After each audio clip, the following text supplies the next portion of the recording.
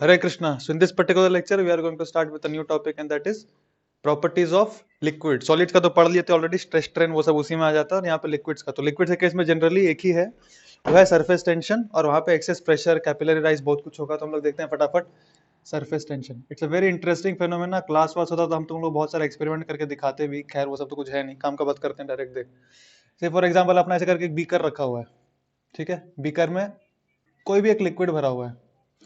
तो अगर ध्यान से यहाँ पे किसी एक मॉलिक्यूल का हम बात करें, तो ये जो मॉलिक्यूल है वो तो अपना इक्विलिब्रियम पोजीशन में है, उस पे नेट फोर्स 0 लग रहा है, तभी तो रेस्ट पे है, रेस्ट पे है, ठीक है.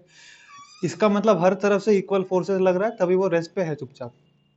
अब इमेजिन करो एक पार्टिकल जो यहाँ पे है, तो इस पे क्या है, ऊपर जो फोर्सेस लगा रहा है एयर मॉलिक्यूल्स, और जो अंदर जो फोर्स लग रहा है वो दोनों डिफरेंट है. यहाँ पे हर तरफ से सेम क्वांटिटी वाइज और quality wise same type of force लग रहा था हर तरफ से, इसलिए ये तो अपना परफेक्ट इक्विलिब्रियम या परफेक्ट स्टेट ऑफ रेस्ट में है. पर इसके लिए क्या है, एक नेट फोर्स डेवलप हो जाएगा, क्योंकि ऊपर का जो फोर्स है और जो अंदर का फोर्स है वो मिसमैच करता है, ठीक है. और जहां पे इंटरमॉलिक्यूलर फोर्स ऑफ अट्रैक्शन ज्यादा है, उधर जाने का टेंडेंसी उसका रहता है. Suppose for example air molecule और इसके बीच में अट्रैक्शन ज्यादा है, तो ऊपर जाने का टेंडेंसी उसका रहता है, ठीक है. सो यहाँ पे जो मॉलिक्यूल्स रहते हैं, they have a more energy in comparison to those molecules जो लिक्विड के अंदर में सिचुएटेड है, क्योंकि उन पे एक नेट फोर्स रहता है, तो उनका एनर्जी भी ज्यादा रहता है. तो ऊपर में जितने मॉलिक्यूल्स हैं, अगर हम सबका समेशन ले लें, तो टोटल एनर्जी आएगा उस सरफेस का. अगर आप अगर कोई भी लिक्विड है, उसका सरफेस पे ध्यान दो, कई सारे मॉलिक्यूल्स हैं जो थोड़ा आगे पीछे भाग रहे हैं, और उन सबका अपना अपना एक डिस्टर्ब्ड कंडीशन है, they are not very happy and peaceful in their life, ठीक है. सो उन सबका अपना एक एनर्जी है, जो अंदर में जो पार्टिकल का उसका एनर्जी से ज्यादा है. तो because everything in this world wants to minimize its energy, to minimize its energy, इसके पास एक ही ऑप्शन है कि to minimize its surface area, क्योंकि सरफेस एरिया पर ही जितने सारे मॉलिक्यूल्स हैं उसको घटाना है. सरफेस एरिया पे जितने मॉलिक्यूल्स हैं, अगर उसका नंबर कम कर देंगे, तो जो सरफेस पे एनर्जी डिस्ट्रीब्यूटेड है वो भी कम हो जाएगा. देयरफॉर लिक्विड का जो भी सरफेस होता है, it always tries to minimize its surface area. This is the answer that why spherical drop, जो बादल से जो गिरता है हमारा जो ड्रॉप, वो स्फेरिकल क्यों होता है? Because for a given volume sphere occupies the least surface area. क्योंकि स्फेयर का लीस्ट सरफेस एरिया होता है, therefore the droplets which fall from the sky, they are spherical in nature, so that they have least amount of energy associated with it. Therefore ये जो important है कि यहाँ पे डेवलप हुआ प्रॉपर्टी की, जो भी सरफेस है, it tries to minimize its surface area, therefore it behaves like a stretched membrane. Therefore it behaves like a stretched membrane. और stretched membrane का क्या मतलब होता है, मैं आपको समझाता हूं. Take for example, there is a balloon.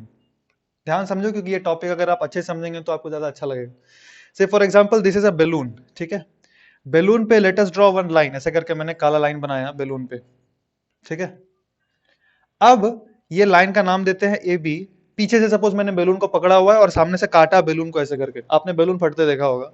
सो अगर यहां से बैलून फटता है, बीच से मैंने काटा और बैलून ऐसे करके फटा, तो ये बैलून यहीं ऐसे गिरता है, ये दो फ्रैगमेंट, सपोज पूरा ही काट दिया ऐसा दो हाफ में. सो बैलून का जो दो पोर्शन है यहीं गिर जाएगा, या फटाक से ऐसे करके भागता है राइट साइड में. यू मस्ट हैव ऑब्जर्व कि फटाक से पीछे की तरफ भागता है, राइट. ऐसे करके भागता है, ये वाला उस साइड भागता है, and then they fall apart. ऐसा क्यों होता है रे? ऐसा इसीलिए होता है क्योंकि अगर हम इसका सेपरेटली फ्री बॉडी डायग्राम बनाएंगे, let us say this is part A and this is part B, तो अगर पार्ट ए का एफबीडी बनाएंगे हम, it is something like this. So part A पे दिस इज बेसिकली, ऐसा करके समझना, ये ऐसा है, 3D है, ये 2D नहीं है, इट्स 3D डायग्राम. सो ये जो पार्ट है ए और वो जो पार्ट था बी, इस पार्ट ए पे ऑलरेडी एक फोर्स पीछे की तरफ लग रहा था, हमेशा से पीछे की तरफ एक फोर्स लग रहा था. पर ये पार्ट ऑफ द बैलून पीछे भाग क्यों नहीं रहा था? क्योंकि इक्वल अमाउंट ऑफ फोर्स ये जो सेकंड पार्ट में है ये लगा रहा था उस पे. ये बैलून का जो सेकंड पार्ट है वो इस पे इक्वल फोर्स इस डायरेक्शन में लगा रहा था. सो ये जो लाइन बनाया था यहां में, बेसिकली ये जो एक मेम्ब्रेन है बैलून का, it is in a stretched condition and wants to contract itself. क्योंकि इसका सरफेस एरिया है ना, उसका कुछ एनर्जी है, it wants to minimize that, तो इसको खींच रहा है ये वाले सरफेस को, ये पूरा 3D का लेयर है, इसको ऐसे करके खींच रहा है. पर खींच क्यों नहीं पा रहा है? क्योंकि इस साइड का जो लेयर है वो एक इक्वल फोर्स लगा रहा है इस डायरेक्शन में, देयरफॉर ये लाइन इंटैक्ट है। पर जैसे आप यहाँ पे कट कर देते हैं तो क्या होता है, सिर्फ ये वाले फोर्सेस बचेंगे, फिर ये इक्वल फोर्स नहीं रह जाता। फिर अगर आप कट कर देते हैं तो सिर्फ ये जो फोर्स बचा ना, ये वाले लाइन पे ध्यान देना, इस लाइन का एवरीडी बनाया गया है पूरे balloon. I am not concern with the balloon, I am concern with this line, line जो भी नाम देंगे, we are concern more with this line. तो ये जो लाइन है, इस पे पीछे की तरफ पहले से फोर्स लग रहा था, उसको काउंटरएक्ट हो रहा था बी ए पे, जो फोर्स लगा था, जो बी ए पे फोर्स लगा रहा था उसे काउंटरएक्ट हो रहा था। पर अब जब काट देंगे तो बी ए पे वो वाला फोर्स नहीं लगाएगा, पर जो फोर्स इस लाइन पे पहले से लग रहा था ड्यू टू दिस सरफेस, वो अभी भी लग रहा है, इसलिए फटाक से पीछे की तरफ भागता है। That is one of the reasons कि अगर बैलून काटते हैं फटाक से पीछे भागता है। Why? Because this thing acts like a stretched membrane. तो यहां पे ऐसे करके फोर्स लिखते हैं। अब जो फोर्स है इस पे एक्स वाई पे, सबसे पहले तो ये समझ लो कि फेनोमेना अगर क्लियर है तो इसी फेनोमेना को हम कहते हैं सरफेस टेंशन। वो टेंशन नहीं है, नाम बस वैसा दिया हुआ है। Surface tension is not exactly tension. देख, तो इस फेनोमेना का बस नाम है surface tension, where the membrane of a liquid, the surface of a liquid, it acts like a stretched membrane. इस फेनोमेना का नाम है सरफेस टेंशन। नाउ से फॉर एग्जांपल, इसका जो लेंथ है लाइन का, जो हमने यहाँ पे ड्रॉ किया बैलून पे, इसका लेंथ है L, ठीक है। तो सरफेस टेंशन को हम डिफाइन करते हैं the force which is acting on this length L upon L, this is surface tension. It is also known as force per unit length, ठीक है। सो सरफेस टेंशन को मैं सिर्फ एस से डिनोट करूंगा आपसे। सो सरफेस टेंशन का एसआई यूनिट क्या होगा? सरफेस टेंशन का जो एसआई यूनिट होगा वो होगा न्यूटन पर मीटर।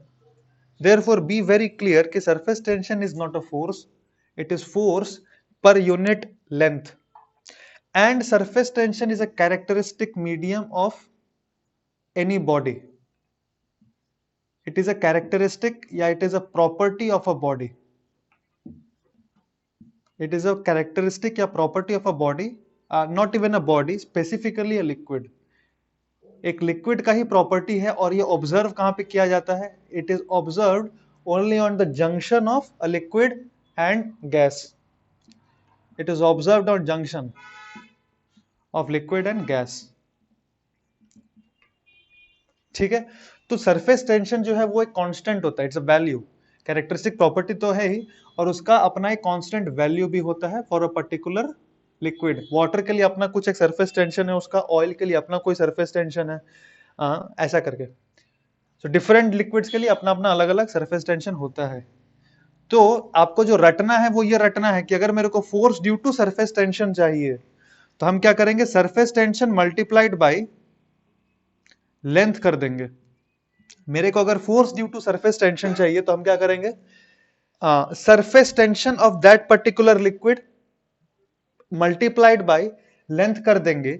ये लेंथ बहुत इंपॉर्टेंट है, समझना है किसका लेंथ है। This is the length of body in contact with the liquid surface. Length of body in contact with the liquid surface. पहला इंपॉर्टेंट चीज समझना है कि it is the length of body, area of body नहीं है वो, बस जो पेरिफेरी बॉडी का विच is in contact with the fluid, बस वही लेंथ लेंगे। पहला चीज, it is the length of body, और कौन सा body? Which is in contact with the liquid surface. जैसे फॉर एग्जांपल इस लेंथ को एक बार ढंग से समझते हैं कि कौन सा लेंथ लेना है अपने को। आपने ये ऑब्जर्वेशन कभी किया ही नहीं होगा, हालांकि मैं बता देता हूं। If you take a needle, और अगर नीडल को पानी पे रखेंगे तो वो नीडल 100% क्या हो जाता है, डूब जाता है, उसमें कोई डाउट नहीं है। पर उस नीडल को अगर बहुत धीरे से जेंटली वाटर के सरफेस पे रखते हैं तो it floats. How it floats? ऐसा देख, अगर इस नीडल को यहां पे रखे ऐसा करके ना, धीरे से रखना है, जोर से नहीं, धीरे से रखेंगे। अब एक प्रॉपर्टी है कि it acts like a stretched membrane. तो स्ट्रेच्ड मेम्ब्रेन कैसा बिहेव करेगा देखो, अगर आप वाटर के सरफेस पे इसको रखते हैं, it bends, this liquid will bend little bit like this, it bends. अब नीडल का सपोज मास है m, तो नीडल पे तो नीचे की तरफ फोर्स लग रहा है mg, राइट। और अगर आप बहुत ध्यान से देखो तो क्या बाइंड फोर्स लगेगा उस नीडल पे, v रो जी का? ध्यान से देखो, v रो जी का फोर्स नहीं लगेगा, बिकॉज ये जो मेम्ब्रेन है इसके अंदर गया नहीं वो नीडल, मतलब v इमर्स्ड इज 0, डूबा नहीं है वो थोड़ा सा भी। देख, डूबने में अंतर है। सपोज मैं कहता हूं एक बॉल तैर रहा है पानी में तो वो डूब चुका है इतना, इतना डूब चुका है पानी, आपको दिखेगा, फोटो ऐसा दिखेगा, ठीक है। पर यहाँ पे वैसा नहीं हुआ है, वो जो मेम्ब्रेन है स्ट्रेचेबल है, it acts like a stretched membrane, so ऐसा कुछ हो गया है, वो मेम्ब्रेन बेंड हो गया है। से फॉर एग्जांपल मैं एग्जांपल दिखा रहा हूँ आपको, और बॉल ऐसा है, सो इस केस में बाइंड फोर्स कितना लगेगा, इस केस में डूबा ही नहीं तो बाइंड फोर्स कहाँ से लगेगा रे, बाइंड फोर्स 0 होगा। समझ रहे हैं आप, अगर लिक्विड का सरफेस ही ऐसे हो जाए तो डूबा ही नहीं, कुछ वी इमर्ज्ड ही नहीं है, तो बाइंड फोर्स तो है ही नहीं। तो ये वाले केस में फिर नीडल क्यों तैरता है, ये फेनोमेना है, ऑब्जर्वेबल फेनोमेना है, that needle floats. Why does it float, let us try to see. अब ध्यान से देख, mg तो नीचे की तरफ लग ही रहा है, और ऊपर कोई ना कोई तो फोर्स लग रहा होगा, तो वो कौन सा फोर्स लग रहा है, सरफेस टेंशन के चलते जो फोर्स जनरेट हुआ। ध्यान से समझो, इसका साइड व्यू अगर हम ड्रॉ करें नीडल का तो कुछ ऐसा दिखेगा, साइड व्यू बना रहा हूं, मतलब ये वाले साइड से अगर हम व्यू करें इसको, it will look like this, ऐसा, it will look like this. If you gently place this needle, the surface of the water won't break. अगर आपने कभी दूध गर्म किया होगा तो दूध के ऊपर छाली जमता है, छाली जमता है ना, छाली पे अपना हाथ डाल के देखना, हाथ डालते तो कैसा हो जाता है, ऐसा थोड़ा सा बेंड हो जाता है, राइट। वो छाली का सरफेस ब्रेक नहीं होता। सपोज ये हमारा नेल है, आप उसको ऐसा करो तो थोड़ा सा बेंड हो जाता है, राइट। पहला ऑब्जर्वेशन आपने ऑब्जर्व किया होगा। आपने ये भी ऑब्जर्व किया होगा कि अगर ये स्ट्रेच्ड मेम्ब्रेन टाइप का ही होता है वो, और अगर आप उसमें हाथ डालोगे, या समझ लो दिस इज अ बेलून या वो छाली का लेयर जो भी है, इट्स स्ट्रेच्ड मेम्ब्रेन, अगर आप हाथ डालते हैं, पहला चीज तो it gets deformed, second thing it applies a force on our finger. How that force is applied, अब ध्यान से सुन, how that force is applied, this is a very little critical thing, starting में अगर थोड़ा स्लो पढ़ेंगे बाद में ऑटोमेटिक फास्ट हो सकते हैं, ध्यान समझना। How that force is applied, पहला है उसका जो मैग्नीट्यूड है उस फोर्स का जो अप्लाइड होगा हमारे उंगली पे, वो कैसे लगाएंगे, surface tension multiplied by the length of this finger which is in contact with the surface. तो अपने को ये एरिया से मतलब नहीं है जिस एरिया को मैंने टच किया, मेरे को बस उस लेंथ से मतलब है जो मेरे फिंगर और इस सरफेस के बीच में है। तो वो कौन सा है, ये जो पोर्शन है ना सर्कुलर वाला, जो उस सरफेस के साथ मेरा फिंगर टच कर रहा है, बस उस लेंथ से मतलब है मेरे को। तो सरफेस टेंशन मल्टीप्लाइड बाय ये जो लेंथ है, ये फोर्स का मैग्नीट्यूड मिलेगा। और डायरेक्शन कैसे आएगा, उसका डायरेक्शन कहां से आएगा, उसका direction is perpendicular to the surface, it is perpendicular to the surface. पहला चीज ये समझो कि सरफेस तो थोड़ा सा डिफॉर्म हुआ, ये जो सरफेस डिफॉर्म हुआ ना ऐसा करके, इस सरफेस के परपेंडिकुलर ऐसा करके फोर्स लगेगा, सॉरी उसके टेंजेंशियल, परपेंडिकुलर नहीं, tangential to the surface force लगेगा। परपेंडिकुलर कैसे लगेगा, जो सरफेस डिफॉर्म हुआ इससे टेंजेंशियल ऐसे करके फोर्स लगेगा, और ये 3D ऐसा करके रहेगा। आप समझ रहे हैं, ये 3D में गड्ढा हुआ है ना, तो हर तरफ से ऐसा करके एक 3D व्यू में थीटा एंगल पे, से for example this is theta, theta angle पे ये फोर्स लगेगा इन 3D। समझ पा रहे हैं, ये force due to surface tension है। Force due to surface tension will basically be, say for example इस सर्कल का लेंथ है r, so what is the length of the finger, length of the finger that is in contact, अब I hope समझ पा रहे हैं, ये जो length of the finger that is in contact with the fluid कितना है, 2 pi r, so this is the length, and what is the surface tension, s। so जो फोर्स है ना वो ऐसा करके है 2 पाई इन 3D में 2 pi r multiplied by s, ठीक है। यही है force due to surface tension. इसका डायरेक्शन, इसका नेट, इसका components we are not bothered about right now, I just wanted to explain what is the force due to surface tension. तो जब भी force due to surface tension अपने को निकालना हो, अपने को 2-3 चीज का ध्यान रखना होता है। पहला, length of the body which is in contact with the liquid surface, जो लिक्विड का जो सरफेस है उससे जो लेंथ ऑफ द बॉडी जो कॉन्टैक्ट में है उसका लेंथ चाहिए, उसको सरफेस टेंशन से मल्टीप्लाई करने से फोर्स आएगा। उसका डायरेक्शन क्या होगा, tangential to the surface which has got deformed, this is a force due to surface tension. अब अगर ये क्लियर है तो ध्यान से देखो, ये वाले केस में क्या हो रहा था, जब नीडल का मास m है तो अपने को पता है नीचे की तरफ लग रहा है mg, बाइंड फोर्स तो कुछ नहीं है, और सरफेस टेंशन ऐसा करके लगेगा, say for example at an angle of theta, ठीक है। अब सरफेस टेंशन का मैग्नीट्यूड कितना होगा वो थोड़ा इमेजिन करो और सोचो 2 मिनट, मैं बताता हूं आपको। ट्राई टू इमेजिन कि force due to surface tension कितना होगा। सरफेस टेंशन पता है, अपने को पता करना है the length of the needle which is in contact with water.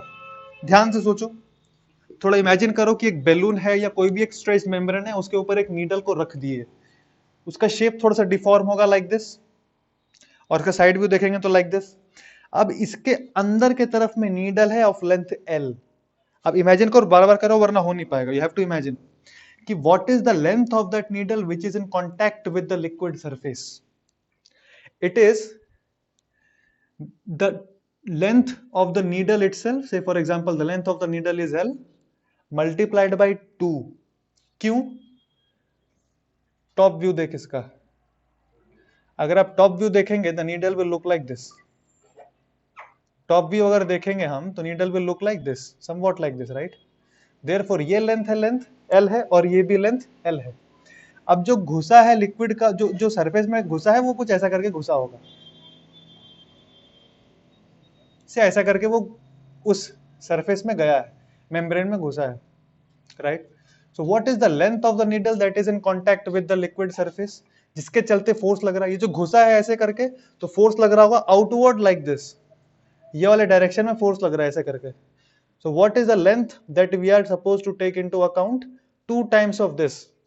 ये लेंथ नहीं लेंगे, ये लेंथ नहीं लेंगे, जो फोर्स जो घुसा है ना यहाँ पे, ये वाला सरफेस पे देखो थोड़ी कुछ हो रहा है, अरे इससे जो अंदर जो सरफेस गया है L और इधर से L, उस L पे ऐसे करके थीटा एंगल पे फोर्स लगा रहा है। So what is the net force, S into 2L।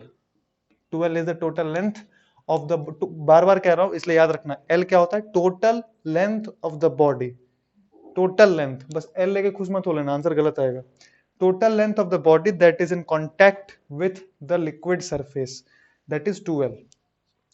अब ये भी टोटल फोर्स आया है, ये जो मेरा फोर्स आया है ना, तो टोटल फोर्स कितना आया, हाँ 2SL।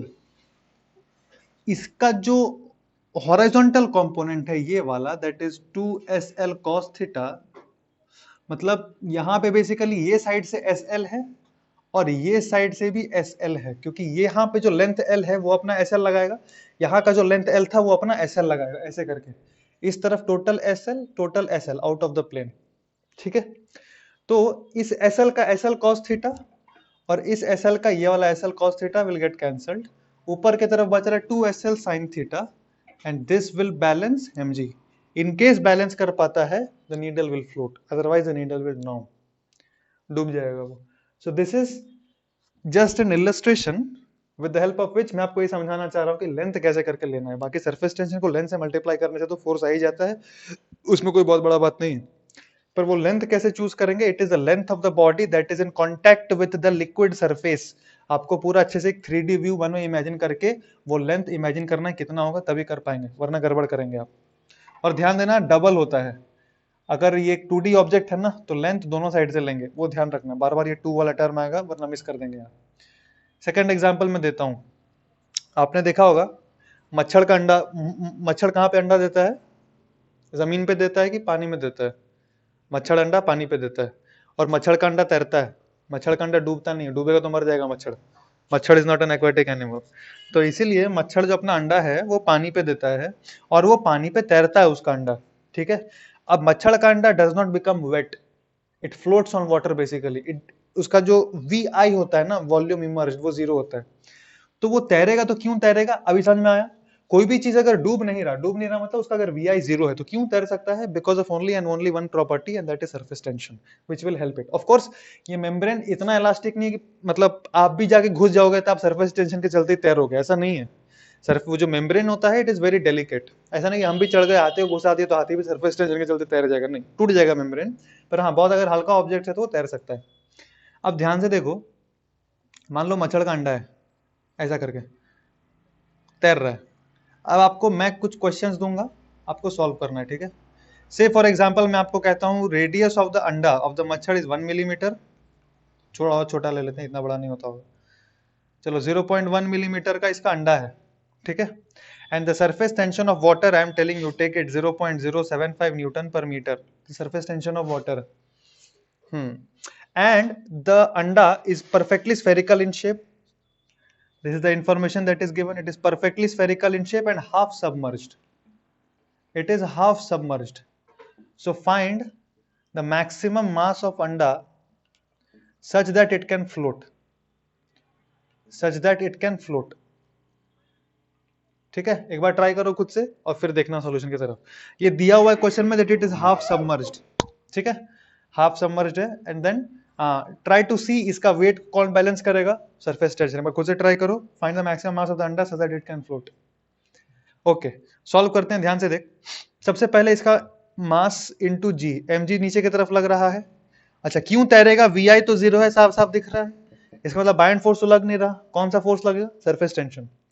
लॉजिकली समझो, अंडा के घुसने से पहले मेम्ब्रेन ऐसा था। Before the anda enters the membrane is like this. When anda slowly enters the membrane gets deformed like this. Eventually finally what will happen, membrane पूरा 50-50 डिफॉर्म हो चुका है, अंडा हाफ सबमर्ज्ड है। हाफ सबमर्ज्ड मतलब सबमर्ज नहीं है, तैर रहा है ऐसे करके, 50% घुस चुका है अंदर में, ठीक। अच्छा, अब मेरे को क्या चाहिए, force due to surface tension. थोड़ा इमेजिन करो, what is the length of this anda which is in contact with this membrane, what is the length, it's a 2D, ये जो सर्कल है दिस इज 2D सर्कल, समझ रहे हैं। उस पूरे अंडे के चारों तरफ जो लेंथ ऑफ द सरफेस है वही कांटेक्ट में है मेम्ब्रेन का, और ये जो सर्कल बना because the anda is half submerged, ये इसके रेडियस के इक्वल होगा विच इज 0.1 मिलीमीटर। हाँ, 0.1 मिलीमीटर। पहला चीज तो अपने को लेंथ पता पड़ा, वो कितना है, 2 pi into R, where R is 0.1 millimetre. ये लेंथ ऑफ द अंडा which is in contact with the surface where the surface tension will act. तो अपने को फोर्स मिल जाएगा, सरफेस टेंशन दिया हुआ है, multiplied by this length. Direction क्या होगा, यहां पर टेंजेंशियल टू द सरफेस अगर हम बनाएंगे तो वो डायरेक्ट ऊपर की तरफ आएगा। तो ये 3D हर तरफ ऊपर की तरफ लग रहा है, ऐसे करके सरफेस टेंशन पूरा ऊपर की तरफ लगेगा। समझ पा रहे हैं, ये 3D में हर तरफ ऊपर की तरफ लगेगा। सीधे वर्टिकली ऊपर क्यों आ रहा है, क्योंकि हाफ सबमर्ज्ड है, तो इसलिए परफेक्टली ऊपर लग रहा है, ठीक है। Therefore total force due to surface tension कितना होगा अपना, 2 पाई आर, 0.1 मिलीमीटर मतलब 10 का पावर -4 डायरेक्ट लिख रहा हूं मैं, 2 पाई आर, ऊपर फोर्स लग रहा है, multiplied by surface tension that is 0.075, so this should be equal to mass into g का वैल्यू 10। सब कुछ ऐसा यूनिट में लिया गया है यहाँ पे। सो ये 2 पाई जो आया, सो कितना मैक्सिमम अंडा का मास हो सकता है, देख 2 पाई इंटू 0.075, एक और बाई 10 आ जाएगा तो काफी छोटा हो जाएगा, 10 का पावर -5 हो जाएगा, दिस मच केजी। इतना सिर्फ अगर इससे ज्यादा भारी अंडा रहा तो डूब जाएगा, काफी छोटा है एक्चुअली। हो सकता है इससे हल्का अंडा रहता हो, आई am not very sure about that things, but yes the concept is essentially this. कोई भी चीज अगर डूब नहीं रहा और वो तैर रहा है, वो तैर रहा है क्यों, बिकॉज ऑफ सरफेस टेंशन। और सरफेस टेंशन में मेन चीज आता है फोर्स, कैसे लिखेंगे, surface tension multiplied by the length of the surface which is in contact with the liquid. और वो कैसे करके सरफेस निकालेंगे उसका ध्यान देना, what length of the surface is in contact और उसका डायरेक्शन, बस ये दो चीज का आपको ध्यान रखना है। Force due to surface tension आपको मिल जाएगा ऑटोमेटिकली। तीसरा एग्जांपल लेते हैं, देखो तीसरा एग्जांपल एक मच्छर का एग्जांपल ले लेते हैं। मच्छर भी पानी पे कभी कभी रेस्ट करता है, आपको पता होगा।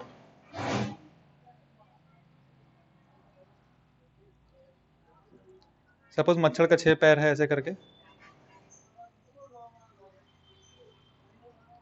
ठीक है, थोड़ा बड़ा मच्छर बन गया। मच्छर का 6 पैर है ऐसे करके, and the length of each leg, ध्यान समझना अब, और जो length of the body which is in contact with the surface को बहुत ध्यान से लिखना। The length of each leg, I am giving you the length of each leg is 1 centimetre. Of course I have drawn a very poor figure, समझ रहा ना, मच्छर है ये।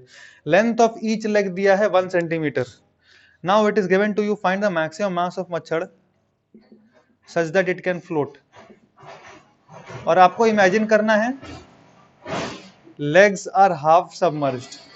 हाफ सबमर्ज्ड अगर नहीं रहेगा तो क्या प्रॉब्लम होगा, समझ पा रहे हैं ना, वो थीटा आएगा। अब वो थीटा या तो क्वेश्चन में दे देगा तो आप कर सकते हैं, पर मैं कह रहा हूं हाफ सबमर्ज्ड है, it is half submerged, the legs are half submerged, and rest everything is given, you have to find the maximum this thing। length of each leg दिया है 1 centimetre and there are total 6 legs। बाकी body पानी के बाहर में, तो अपना जो 6 का 6 पैर है वो बस ऐसे फैला के it is resting, taking rest on the liquid surface. So find the maximum mass of the machchhar such that it can float. कितना मोटा मच्छर होगा कि तैर ले। एक बार ट्राई करो, फिर देखना स्क्रीन की तरफ, और ढंग से ट्राई करना, कैलकुलेशन मिस्टेक मत कर देना।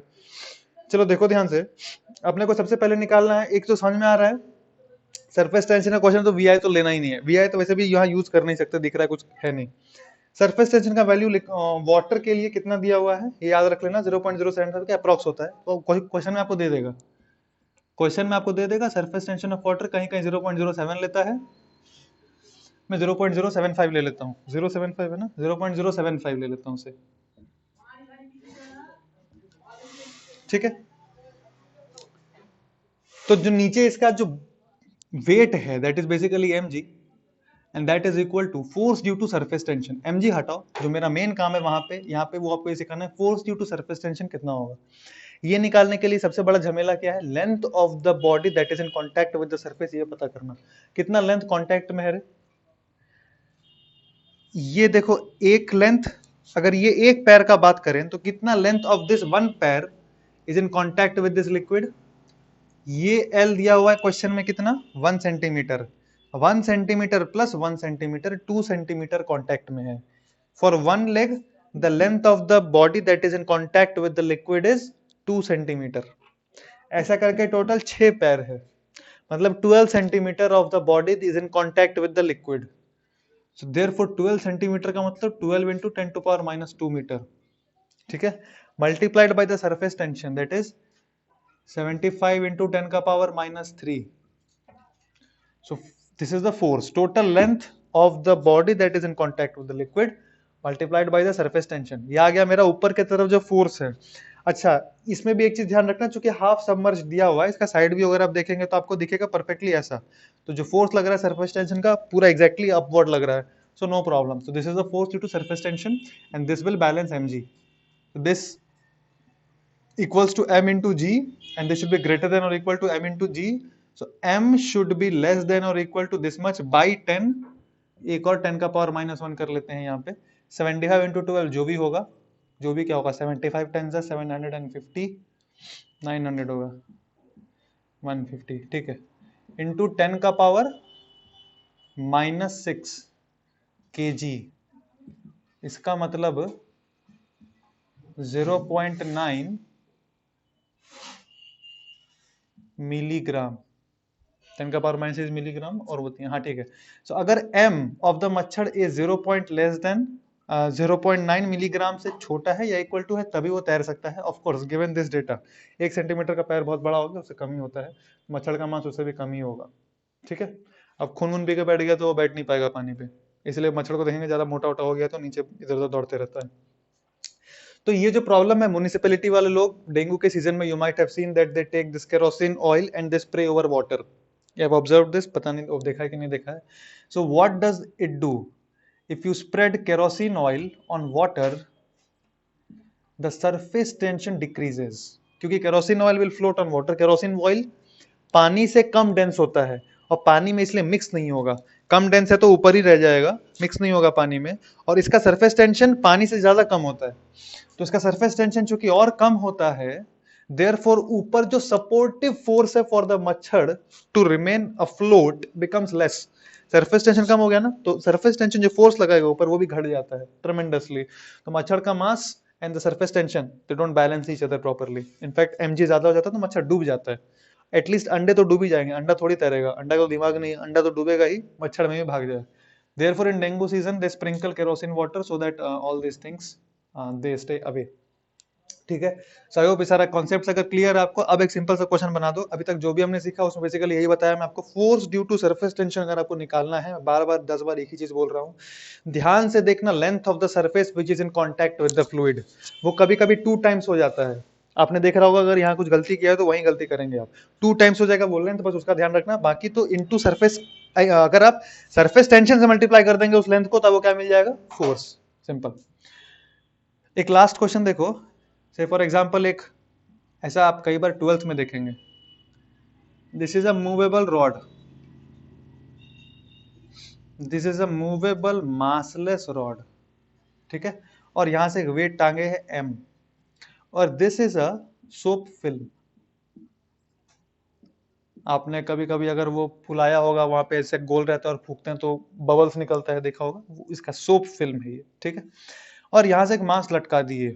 Now the amazing thing is this mass can, the surface tension का जो फोर्स है, it may be sufficient enough to balance this mass। तो बोला find this mass, it is getting balance, find this mass। ये जो length है, ये length is 1 metre, this length is 1 metre. Now again आप यहाँ गलती करेंगे तो थोड़ा दिमाग लगा के नहीं बनाएंगे, बार बार 3D विजुअलाइजेशन क्लियर कट रखना और फिर ड्रॉ करना और फिर सोच के लिखना जो भी आंसर लिखना है। फाइंड दिस मास, ये मास निकालो फटाक से, and then will move ahead with another concept.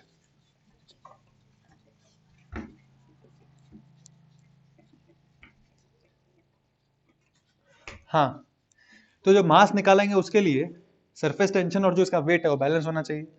तो नीचे जो है mg और ऊपर की तरफ क्या आएगा, surface tension into length. Sir फिर से सोप, अच्छा यार मैंने सोप फिल्म का दिया नहीं, सोप फिल्म का ले लो आप।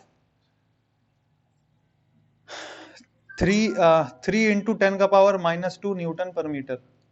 सोप फिल्म का सरफेस टेंशन मैं दे दे रहा हूँ, एक बार फिर से ट्राई कर लो।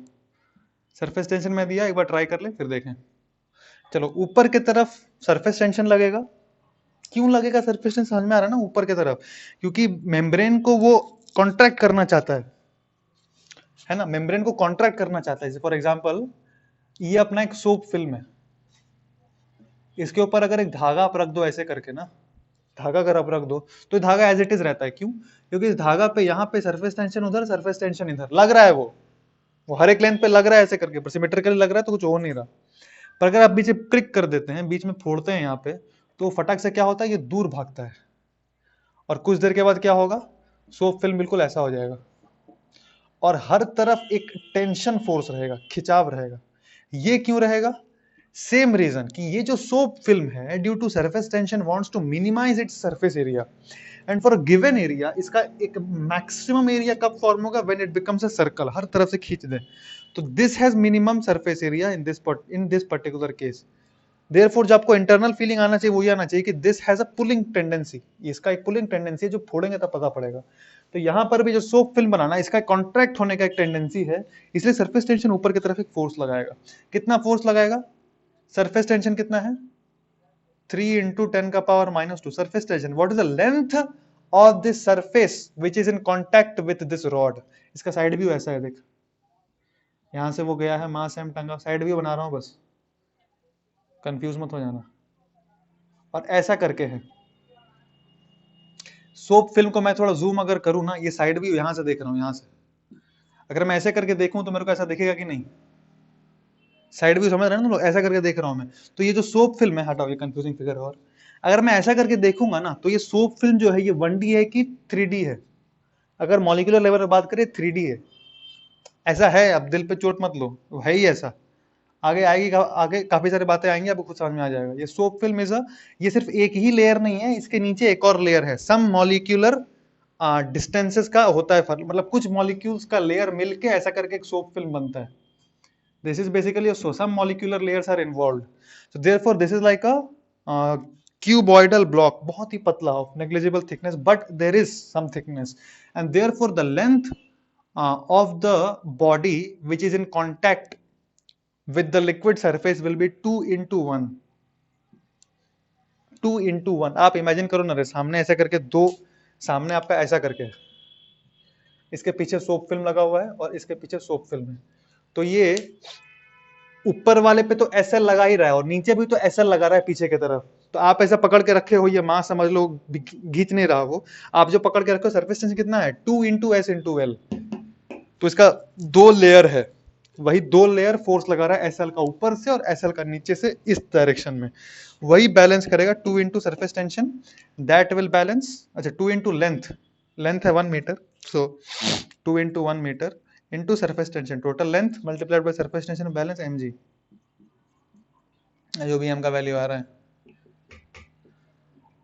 6 मिलीग्राम, 6 ग्राम, 6 ग्राम बैलेंस कर लेगा, काफी बड़ा वैल्यू आ गया रे।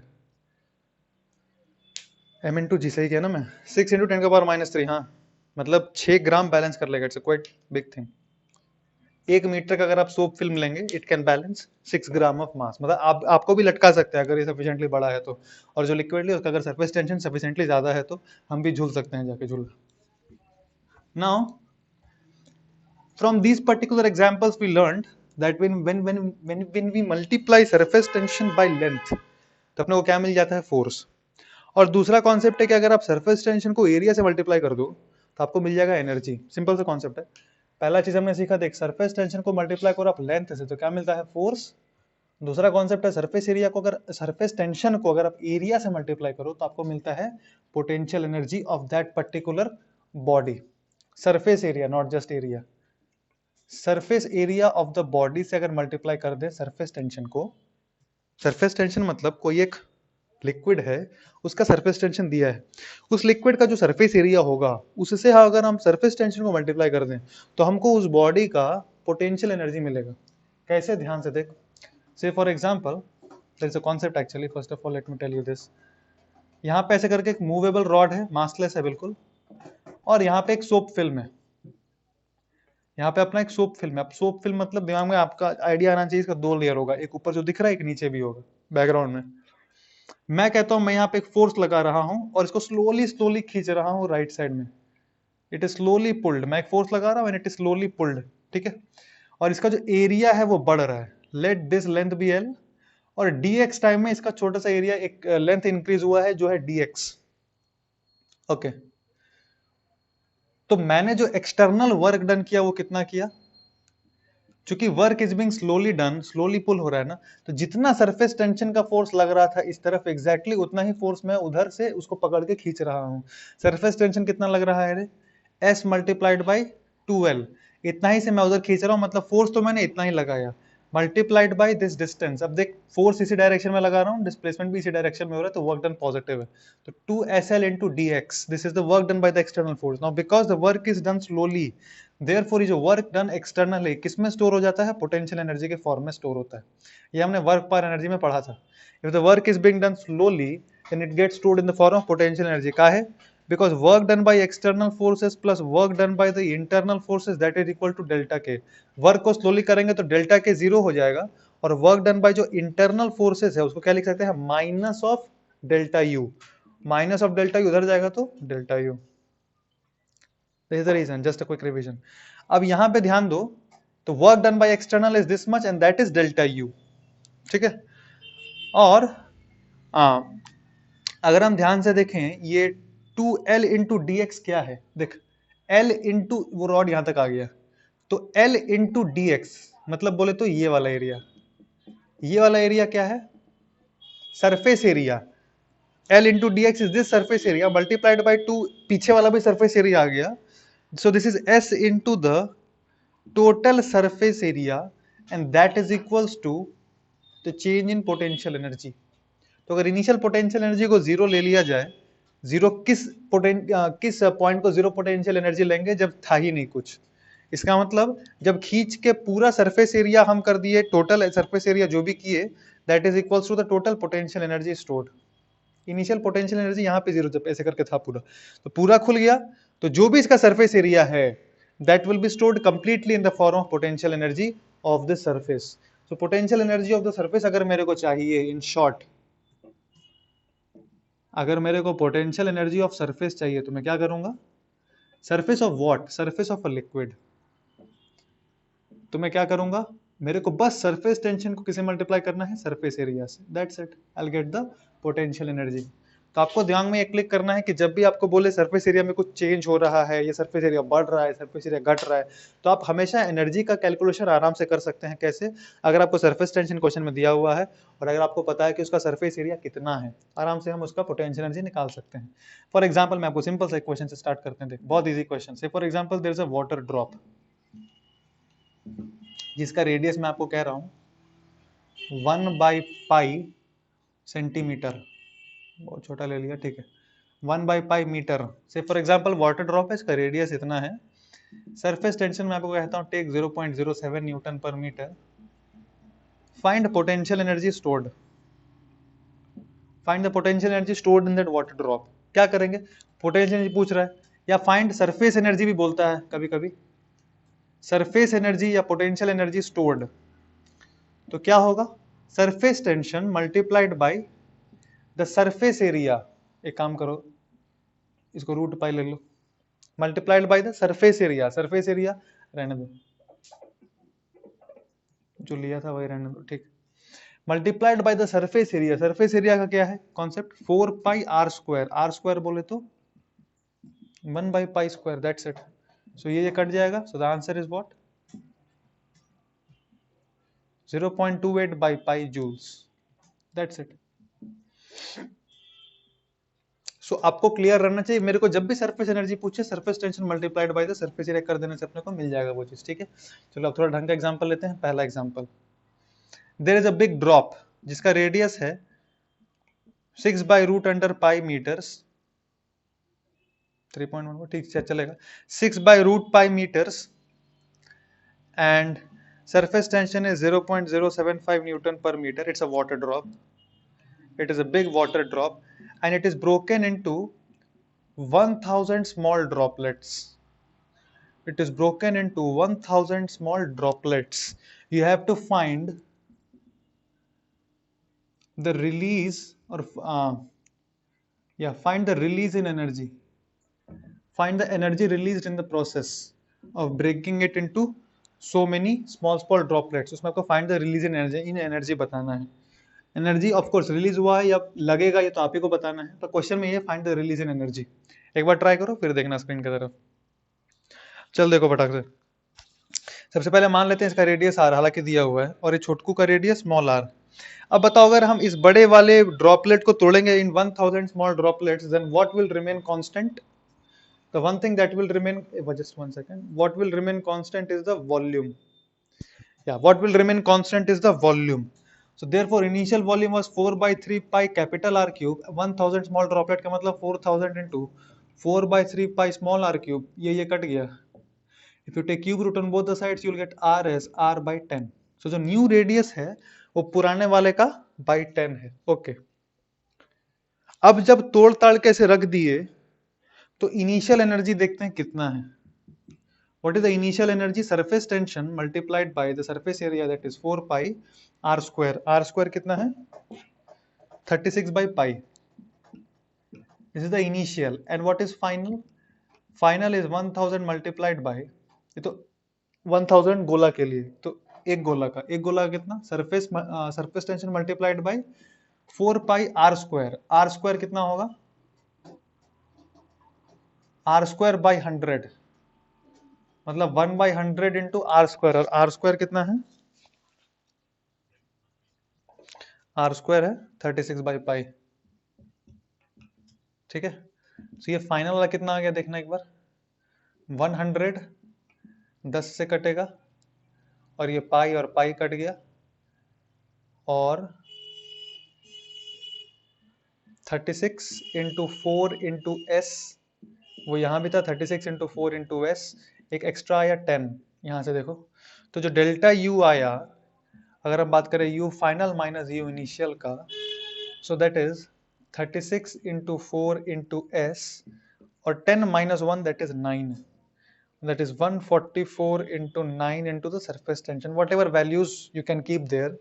और एक चीज देखो, डेल्टा यू पॉजिटिव है, इसका मतलब जो फाइनल पोटेंशियल एनर्जी स्टोर्ड है इन 1000 ड्रॉपलेट्स में, इन 1000 ड्रॉपलेट्स में, that is greater than initial potential energy जो स्टोर्ड था। इसका मतलब एनर्जी रिलीज नहीं होगा, एनर्जी देना पड़ेगा उसको, आपको वर्क डन करना पड़ेगा। दिस मीन्स एनर्जी रिलीज नहीं होगा, एनर्जी वोंट बी रिलीज्ड, या बोल सकते हैं नेगेटिव एनर्जी इज रिलीज्ड, पर उसका मतलब फिजिकल सिग्निफिकेंस क्या है, work has to be done, positive work has to be done. और वो पॉजिटिव वर्क डन कितना करना पड़ेगा, the change in the potential energy, because will assume that work has been slowly done. कुछ mention नहीं किया, we can take that the work has been slowly done. So question आपसे ऐसे पूछेगा that find the amount of work that has to be done to split this into 1000 parts like this. एक और simple सा question लेके, ताकि अपना concept पूरा ढंग से क्लियर रहे। Say for example I give you a simple question, find the amount of work that needs to be done to extend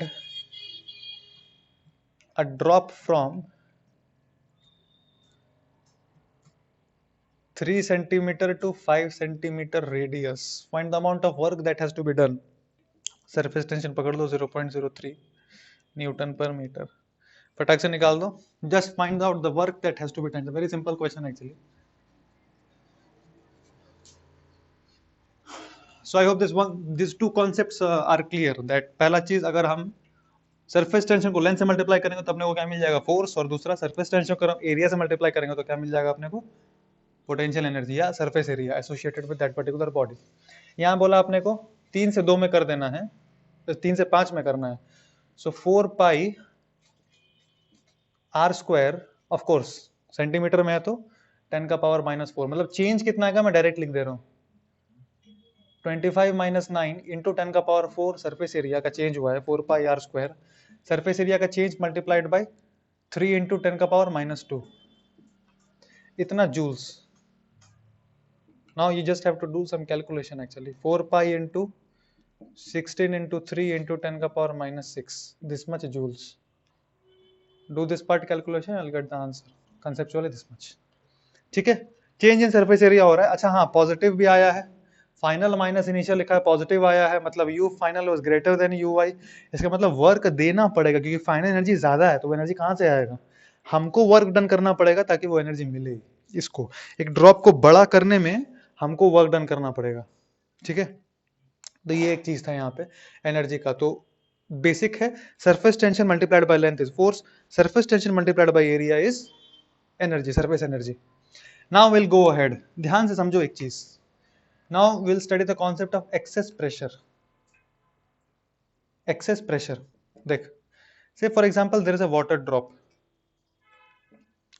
Water drop. अच्छा, excess pressure पे आने से पहले थोड़ा देसी अंडरस्टैंडिंग ले लेते हैं. Say for example there is a membrane, ऐसा करके एक मेम्ब्रेन है. ठीक है, अगर इसका ये वाला पीछे वाला साइड है या फ्रंट साइड, ये फ्रंट साइड है, वो पीछे वाला साइड है. ठीक है, मान लो वहां प्रेशर ज्यादा है पीछे वाले साइड में, तो ये मेम्ब्रेन कैसा दिखेगा, क्या ये फ्लैट रहेगा या थोड़ा कर्व हो जाएगा, ऐसे करके थोड़ा कर्व हो जाएगा, थोड़ा कर्व हो जाएगा. अगर पीछे प्रेशर ज्यादा है ना, तो ऐसे करके पीछे से धक्का ज्यादा मारेगा, राइट, यहाँ से उतना धक्का नहीं मारेगा, तो this will be curved like this, automatic. ऐसा करके इसमें कर्वेचर आ जाएगा. समझ पा रहे हैं आप, क्योंकि अंदर यहाँ का जो प्रेशर है वो ज्यादा है, तो एक लात मार के धक्का मार के उसको थोड़ा घुसा देगा अंदर की तरफ, ऐसा. ठीक है, ये लॉजिक याद रखना कि जिधर भी, अब ये तो समझ में आ ही रहा होगा कि जिधर भी प्रेशर ज्यादा है वहां पर कौन सा सर्फेस रहेगा, कनकेव वाला साइड रहेगा. जहां प्रेशर कम है वहां कन्वेक्स वाला साइड रहेगा. ठीक है, अब ये लॉजिक फॉलो करते हुए पहले तो मेरे को यही बता दो कि सपोज एक वाटर ड्रॉप है, स्फेरिकल इन शेप है, अंदर में पानी है, वाटर ड्रॉप है, तो पी आउटसाइड ज्यादा, पी इनसाइड ज्यादा होगा या पी आउटसाइड ज्यादा होगा. पहले तो ये लॉजिक को बोल के ये बता दो कौन सा ज्यादा होगा और कौन सा कम होगा. पी इनसाइड ज्यादा होगा रे, क्योंकि इसका जो सरफेस है देखना ऐसा करके है, तो इस तरफ ये लात मार के ऐसे करके कनकेव अपने साइड में किया हुआ, उसको कन्वेक्स दिया है. सो पी इनसाइड ज्यादा है, ये 100% श्योर है. कितना ज्यादा है ये क्वेश्चन आता है अब, तो ध्यान से देखो उसका derivation. Let us draw half sphere. ठीक है, बस अगर हाफ स्फीयर में ड्रॉ करता हूं ऐसा करके, I have just drawn a half sphere. अब ध्यान से देखो, ये प्रूफ बताने का रीजन है कि आपको थोड़ा ढंग से फीलिंग आए कैसे करके क्या बैलेंस वैलेंस करना होता है. और जो एनएलएम पढ़े हैं वो यहाँ लगता है, ये कोई मैजिक शो नहीं चल रहा है यहाँ पे. इधर भी एनएलएम का इक्वेशंस वैलिड है, जो पहले पढ़े हैं वो सब वैलिड है, वर्क एनर्जी थ्योरम वैलिड है, everything is valid, therefore proof करा रहा है. अब ध्यान से देखिए, इक्विलिब्रियम में है कि नहीं. यहाँ से जो हाफ पोर्शन है, इसका जो लेफ्ट पोर्शन है वो इक्विलिब्रियम में है, वही लेफ्ट पोर्शन मैंने बनाया है. ठीक है, अब ध्यान से समझो, यहां बाहर में कौन सा प्रेशर है, एटमॉस्फेरिक प्रेशर है. बाहर से एटमॉस्फेरिक प्रेशर है, और इसके अंदर का जो प्रेशर है वो है पी आई, राइट. और ऐसे करके वाटर है, ग्रेविटी फ्री स्पेस में रखा हुआ है, आपको परेशान नहीं होना है. वेट को लेकर परेशान मत होना, ग्रेविटी फ्री स्पेस में ऐसे करके रखे हैं हम वाटर ड्रॉपलेट को, गिर विर नहीं रहा, हवा में ऐसे करके है. अब ध्यान से समझो, पी इन तो ज्यादा है और पी आउटसाइड तो कम है, अपने को निकालना ही है कि कितना ज्यादा है. तो अपने को दिख रहा है कि इक्विलिब्रियम की कंडीशन में है. क्यों है, क्योंकि पी आउटसाइड तो कम है, तो इस तरफ कोई एक और फोर्स लग रहा होगा. कौन सा फोर्स लग रहा होगा, सरफेस टेंशन का. वो कैसे लग रहा होगा, देख, ये जो सरफेस था और ये जो सरफेस था, बैलून वाला एग्जांपल से हमने समझा था कि ये जो सरफेस है वो इस पे इस डायरेक्शन में पुल कर रहा होगा, कुछ किसी एक स्पेसिफिक फोर्स से लगा पुल कर रहा है.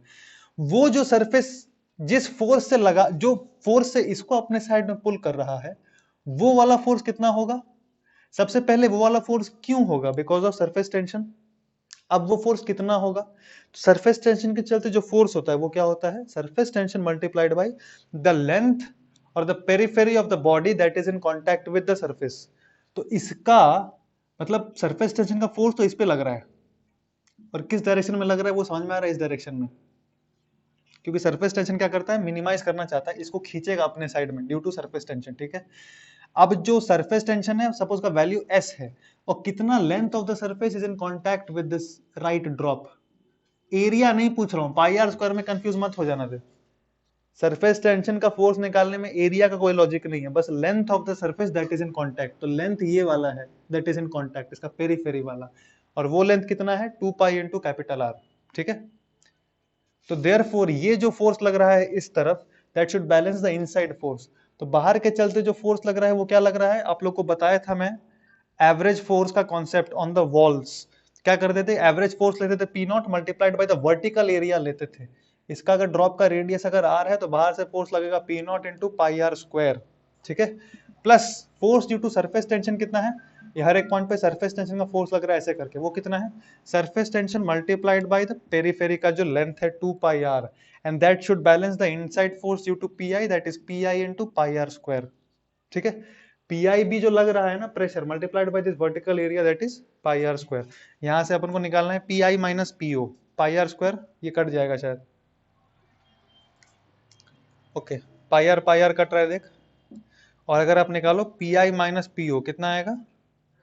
2s by r. So therefore the excess pressure which is there that is equal to 2s by r.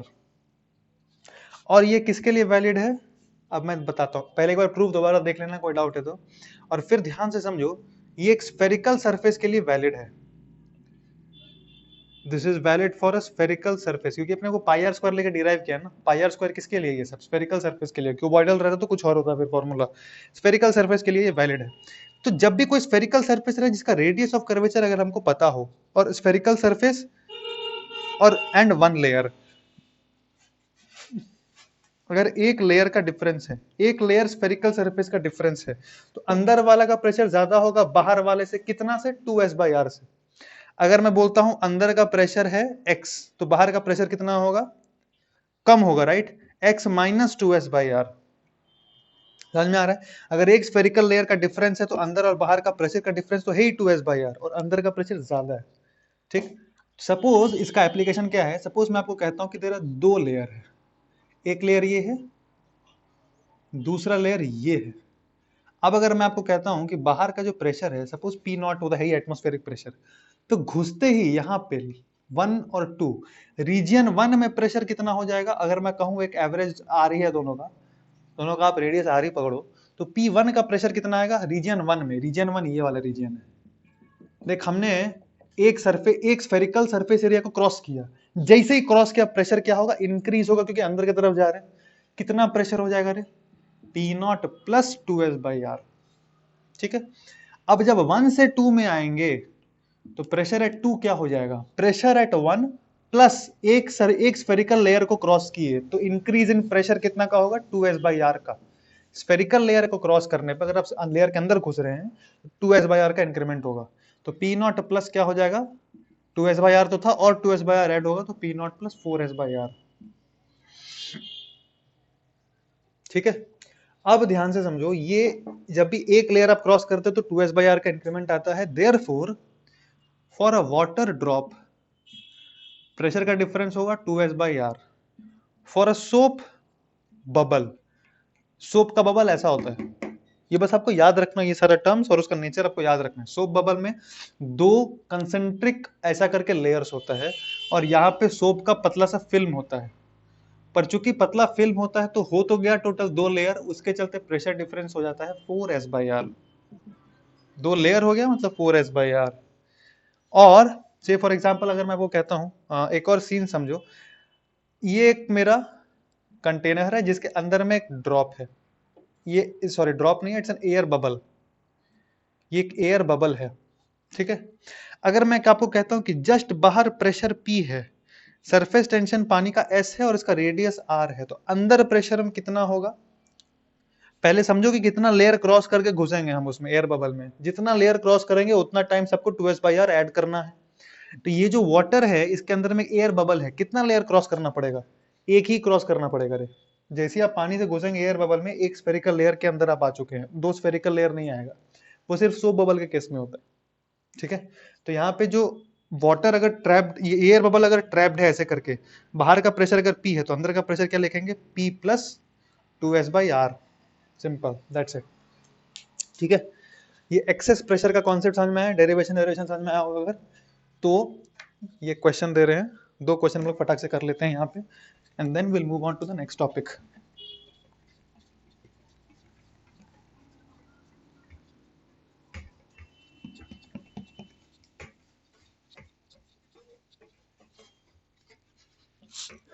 चल देख, 2 क्वेश्चन फटाक से दे रहा हूँ, ट्राई कर। ये एक बड़ा ड्रॉप है और ये एक छुटकू सा ड्रॉप था, दोनों को कोएलेस कर दिए, चिपका दिए, coalesce to form one drop. Of course drop थोड़ा अजीब दिख रहा है, आप परेशान मत हो, ऐसा दिखेगा। इसका है रेडियस से फॉर एग्जांपल r1 और इसका रेडियस था r2। तो ये जो अभी लेयर बना ना नया, इसका रेडियस ऑफ कर्वेचर कितना होगा ये बताना है आप।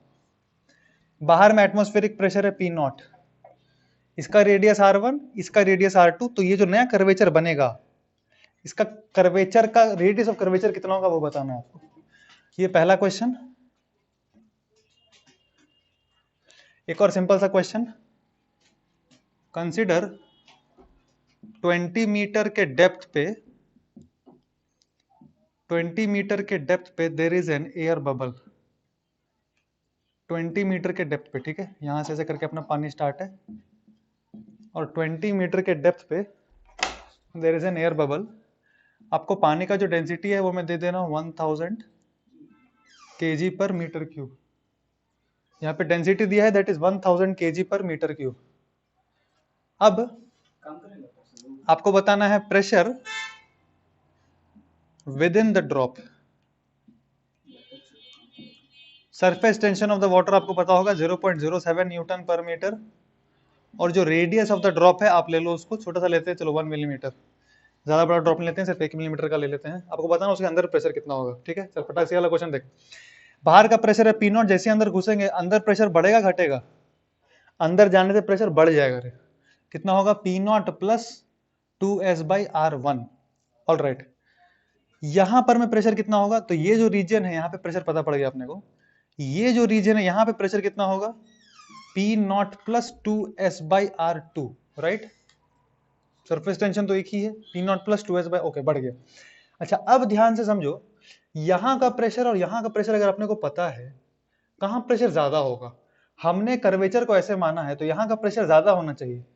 और एक लेयर जब क्रॉस करूंगा, ये भी इसका कर्वेचर पूछ रहा है, इसका मतलब ये किसी ना किसी सर्कल का एक पार्ट रहा होगा। कर्वेचर पूछ रहा है ना, किसी सर्कल का पार्ट रहा होगा। तो यहां से अब यहां जब जंप मारोगे तो क्या लिखेंगे? देख, P0 प्लस 2s/r1, चूंकि मैं यहां से वहां जा रहा हूं तो प्रेशर क्या होगा? घटेगा या बढ़ेगा? घट जाएगा। कितना घटेगा? -2s/r। इसका रेडियस ऑफ कर्वेचर अगर मैंने r पकड़ा है तो कन्वेक्स से कनकेव जा रहे ना, यहाँ का प्रेशर ज्यादा है तो यहाँ जाने से घटेगा। -2s/r should be equal to यहाँ का प्रेशर कितना है? P0 plus 2s/r2। ये और ये कैंसल आउट हो गया, अपने को r चाहिए रहे, ये भी कट जा रहा है देख। तो 1/r कितना आ रहा है? 1/r1 माइनस 1/r2, ठीक है। इसका मतलब r का जो वैल्यू आ रहा है वो आ रहा है r2 माइनस r1/r1 r2। अच्छा अब एक चीज नोटिस करो, r2 तो छोटा है, इसका क्या मतलब है? इसका मतलब है ये नेगेटिव आएगा। इसका मतलब हमने जो कर्वेचर माना ये गलत डायरेक्शन में माना है। ये कर्वेचर ऐसे नहीं होगा, ये कर्वेचर ऐसे होगा एक्चुअली, वो कर्वेचर ऐसे रहेगा, ठीक है। इसका जो curvature it will like this, not like this. So and the magnitude wise it will come out to be r1 minus r2 by r1 r2। तो this is the answer, r। Simple था रे, यहां से यहां गए तो pressure क्या हो गया, बढ़ गया। फिर यहाँ से यहाँ आएंगे, अकॉर्डिंगली हम जैसा कर्वेचर चुनेंगे वैसा हम इक्वेशंस लिखेंगे। अगर हम ऐसा कर्वेचर लिखते तो देख P not plus 2s by R1 लिखते, और उधर जा रहे तो प्लस लिख देते, बस that's it. So 1 by R क्या हो जाता, 1 by R2 minus 1 by R1 हो जाता उस केस में, और फिर मेरा आंसर आता R1 minus R2 which is expected. So आप टेंशन नहीं लेना, आपको प्लस माइनस आ गया तो accordingly you have to interpret the result. यहाँ पे देख 20 metre depth there is an air bubble. Okay, 20 metre के डेप्थ पे there is an air bubble, और बोला क्या है, what is the pressure with the drop, नहीं within the drop, air bubble है, what is the pressure within the drop. अच्छा, सबसे पहले तुमको पता पड़ना पड़ेगा कि 20 मीटर के डेप्थ पे, अच्छा ध्यान देना 1 मिलीमीटर बहुत छोटा है ना, तो 20 मिलीमीटर और 1 मिलीमीटर, तो प्रेशर ऑलमोस्ट कांस्टेंट मानेंगे इस रीजन में, and that is how much, atmospheric pressure mention भी नहीं किया, ठीक है। पी नॉट को पकड़ लो 10 का पावर 5, पी नॉट को पकड़ लेते हैं, मेंशन नहीं किया तो होना चाहिए वहां पे। सो यहाँ पे जो 20 मीटर के डेप्थ प्रेशर आएगा वो कितना आएगा, P naught plus rho G H, 20 metre नीचे आए हैं, this is the pressure where, here. अंदर जाएंगे तो प्रेशर ज्यादा रहना चाहिए, कितना, plus 2 into S by R, 1 millimetre बोले तो 10 टू पावर माइनस 3, एस का वैल्यू दिया हुआ है क्या, ओके 7 इंटू 10 का power minus 2, this much. So this is 1 lakh and this is 2 lakh, this is 3 lakh, plus 10 का पावर 5, दिस इज सही है ना, 7 इंटू 10 का पावर माइनस 2, और 1 मिलीमीटर है, 2s बाई आर, सही है। सो this is 14 lakh, and this is 2 lakhs, 3 lakhs in total, so this is 17 lakhs in total, this much pascals, 17 into 10 to power 5 pascals is the pressure within this droplet, ठीक है। ऐसे करके अपना access pressure का कुछ basic question है, there are some good questions also which I will discuss in the class itself. Now there are some new terms that I want to introduce because we are studying about the properties of matter. अभी जो particular section है, here we will study about फेविकॉल्स and all those things. Fevicol तुम लोग देखा होगा, use भी किया होगा, उसके बारे में थोड़ा सा डिस्कशन करते हैं। यहाँ पे देख, कुछ कुछ बातें आती हैं जो आपने पहले से पढ़ा भी होगा बचपन में कभी, cohesive and adhesive forces, cohesive and adhesive forces.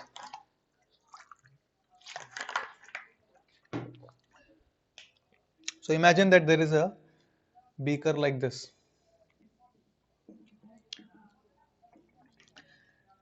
यहां पर जो पार्टिकल्स है which is well within the liquid, इसको हर तरह से अट्रैक्ट किया जा रहा है, राइट।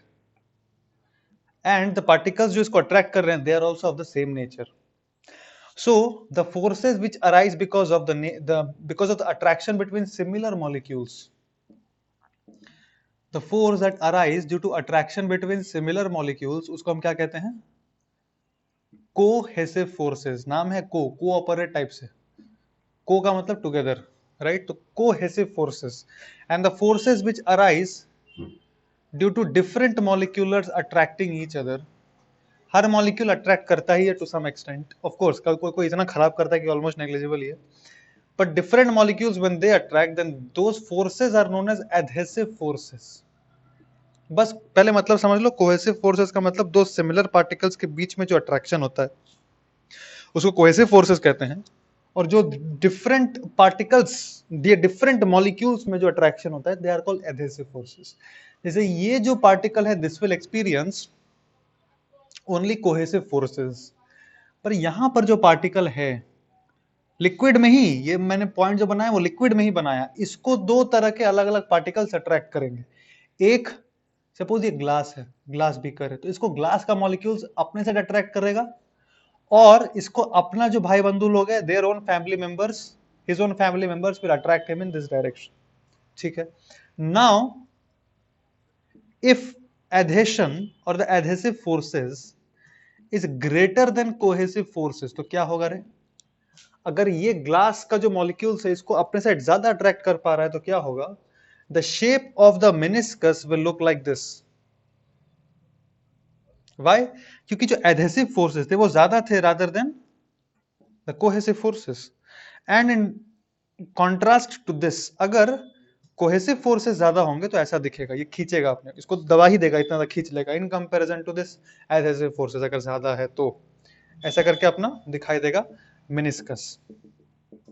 ये थ्योरी बहुत इंपॉर्टेंट है क्योंकि थ्योरी पे क्वेश्चन पूछ देता है, इसलिए ध्यान समझना इस चीज को। ओके, नाउ एक specific term I am going to introduce that is known as contact angle. That is known as contact angle. What is contact angle? I will tell you the procedure पहले, ताकि match कर सकें करते time. Draw tangent to surface of liquid. Draw tangent to surface of the liquid. अपना पहला काम है आप टेंजेंट बनाइए सरफेस ऑफ द लिक्विड का। दूसरा, जब टेंजेंट आपने बना लिया तो from that tangent draw angle at the इसको इसको क्या बोलूं मैं, draw angle at the apparatus surface, draw angle at the apparatus surface, या बस ऐसे लिख रहा हूं, भावना को समझ जाना। Draw the angle eight the surface with in the liquid. Surface का मतलब जिस सरफेस से वो चिपका हुआ है वो liquid. From tangent draw the angle eight the surface with in the liquid. This angle is called contact angle. This angle is called contact angle. तो सबसे पहला काम है कि ये जो मेनिस्कस आपको दिख रहा है, ये जो कॉन्टैक्ट पॉइंट है between this particular apparatus and this liquid, यहां पे हम क्या करते हैं, सबसे पहले एक टेंजेंट ड्रॉ करते हैं ऐसे। सबसे पहले जब टेंजेंट ऐसे करके ड्रॉ करते हैं तो ये टेंजेंट में और ये सरफेस में जो एंगल है within the liquid, outside the liquid ऐसे करके मत बना देना, समझ पा रहे हैं ना, ये गलत है। Within the liquid at the surface जो एंगल बनाएगा, this is known as contact angle. ठीक, उसी तरह यहां पे सबसे पहला काम है आप टेंजेंट बनाओ ऐसे करके एज पे। यहां मत खींच, यहां टेंजेंट मत खींच के खुश हो लेना सर टेंजेंट बना दिए, नहीं, थोड़ा दिमाग लगाना है। टेंजेंट कहां बनाना है, यहां ऐसे करके। ठीक है, दूसरा चीज, टेंजेंट बनाने के बाद इस टेंजेंट से अपने को एक एंगल लेना है, जो आप दो तरीके से ले सकते हैं यहाँ पे। या तो आप ऐसे करके ले सकते हैं, या फिर यहां से एंगल ऐसे ले सकते हैं। कैसे लेंगे? With in the liquid. With in the liquid बोले तो ऐसे करके लेने का है। This is the theta which is the contact angle. Contact angle का अगर डेफिनेशन क्लियर है, मैं आपको दो फिगर बना रहा हूं, आपको कॉन्टैक्ट एंगल बताना है कितना है। पहला, ऐसा करके ये ड्रॉप है, it's a drop which is kept on the surface like this, and ऐसा करके भी ड्रॉप होता है मरकरी का। This is a mercury drop, this is a mercury drop, and this is a water drop. This are the two drops. ये भी water का condition है और ये मरकरी का कंडीशन है। ऐसा करके चलो, this is a mercury drop. Just try to draw the contact angle. यहाँ पे कॉन्टैक्ट एंगल, वो जो लिक्विड का जो सरफेस है, क्या कॉन्टैक्ट एंगल बना रहा है विद द सरफेस जिसपे उसको रखे हैं, यही कॉन्सेप्ट है कॉन्टैक्ट एंगल का। कॉन्टैक्ट एंगल उस बना के दिखाओ कैसा दिखेगा। यहाँ पे देख, ये वाले सरफेस पे सबसे पहले अपन को टेंजेंट बनाना है ऐसे करके, यहां से लेके विद इन द सरफेस बना दिए थीटा। यहां पर भी क्या करना था, टेंजेंट बनाना था तो टेंजेंट खींच दिए। अब क्या करना है, इस टेंजेंट से ऐसे ले लें क्या, या with in the liquid, with in the liquid लेना है ऐसे करके। तो this is the contact angle. बस सिंपल कॉन्सेप्ट है कॉन्टैक्ट एंगल का। ये कॉन्टैक्ट एंगल क्यों पढ़ते हैं हम, क्योंकि ध्यान से देख, if adhesive forces is greater than cohesive forces, adhesive forces अगर ज्यादा है कोहेसिव फोर्सेस से, तो जो कॉन्टैक्ट एंगल होगा वो 90 डिग्री से छोटा होगा, एक्यूट होगा, एक्यूट होगा। ठीक है, अगर एडहेसिव और कोहेसिव सेम हो गया तो कैसा दिखेगा फिगर, सेम हो गया मतलब ऐसा ही हो गया सपोज, ऐसा करके परफेक्ट। तो इस केस में कॉन्टैक्ट एंगल कितना है रे, इस केस में कॉन्टैक्ट एंगल कितना है, 0 डिग्री की 90 डिग्री, सोच के बताओ तो। इस केस में कॉन्टैक्ट एंगल कितना है, देख, सबसे पहले इस पे टेंजेंट बनाओ और within the liquid angle लो, तो कितना एंगल है रे, 90 डिग्री है रे, तो कॉन्टैक्ट होगा 90 डिग्री। ठीक है, अगर कोहेसिव फोर्सेस ज्यादा है एडहेसिव फोर्सेस से, ये वाला, तो थीटा क्या है आप देख सकते हैं, ऑब्ट्यूस, और वो ऑब्ट्यूस एंगल बनाएगा। ठीक है, ये बात।